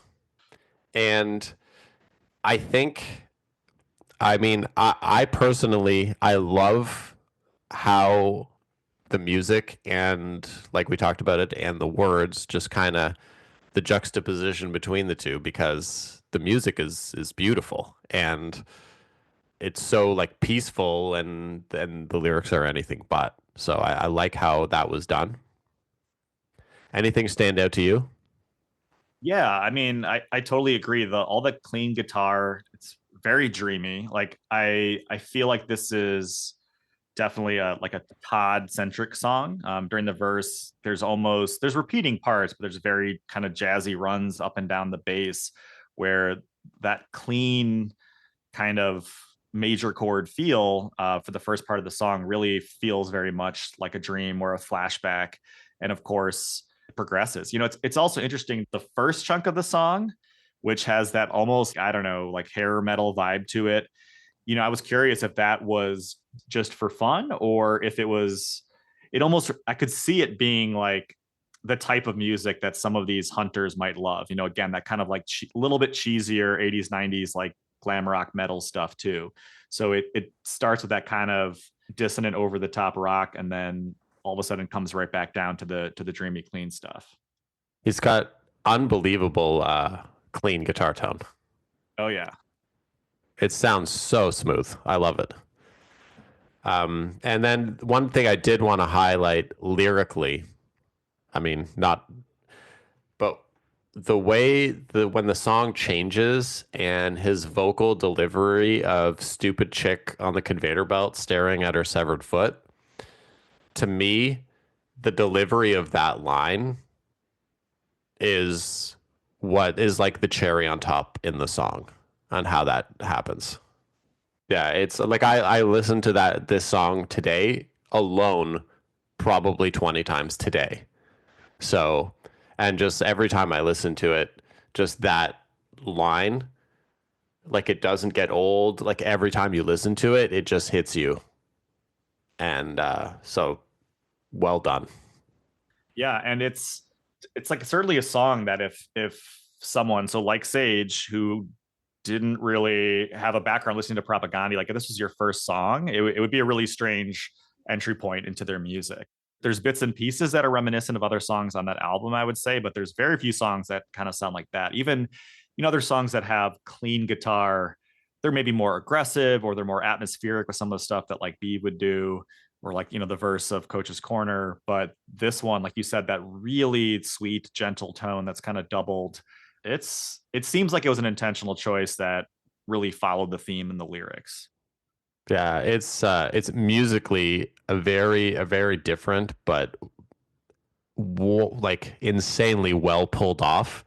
And I think this song overall, and musically, lyrically, everything is a standout point in their entire catalog, for me at least. Yeah, totally agree. Do you have anything else you want to add to the music, or should I go to the Discord comments? No, we've got some talented reviewers over in the Discords. Let's hear what they have to say. So first we have a Paradox said, "What a great sad song." I agree. Yeah. You want to do the next one? Do you have it open? I do. Yeah. Okay, so I'll go with Mr. Afternoon. I'm not going to use a voice though. I'm just going to read it verbatim.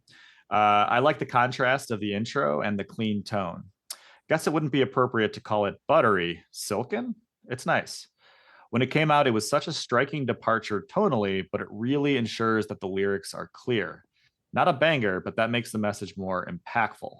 I like that they experiment with style, but for me, it's usually a skip. 3 out of 5. Wow. Yeah. I mean, I can understand skipping it, but if sometimes you just don't want to be super bummed out, I get it. Next up, Danik. I don't know if I should do my Danik impression. I've got a great Danik, and I'm not going to do it. I love that it's a rare Propagandhi song with a prominent, clean guitars. The straightforward storytelling of the first verse is so attention grabbing. I saw them play this at the Regent Theater in downtown LA in 2017, and while I don't think the crowd was too into it, I really enjoyed the performance. I know I've seen them play this live, and I think I remember the exact same thing of the energy coming down. And I am curious if it's like the bummer lyrics or just people not into like it rocking at a lower level. But yeah, I have a similar memory. Okay, last one from Emil. My favorite thing about Lower Order is when that one dude was interviewing Chris about it, and I think he acknowledges the lyrics or something, then asks Chris how old he was, and Chris says about 5 or 6, like it's such a funny moment. It was on cue with Tom Power, episode available to see on YouTube. So I watched that today after I watched it again today after Emil had said that. And to be clear, the lyric was never referenced.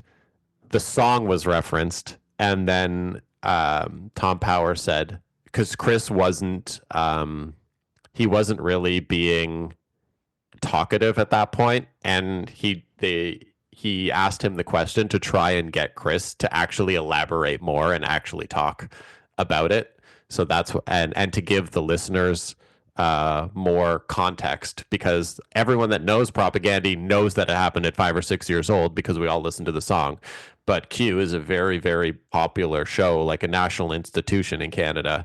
So I want to say, upwards of 95% or higher of the listening audience of Q probably had never heard Propagandhi before.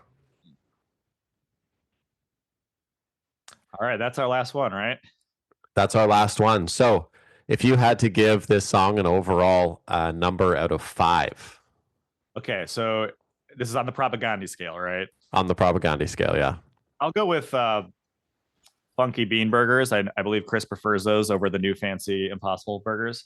So I'll go with 4 out of 5 funky bean burgers. I think this one is, for me, it's one that I never skip.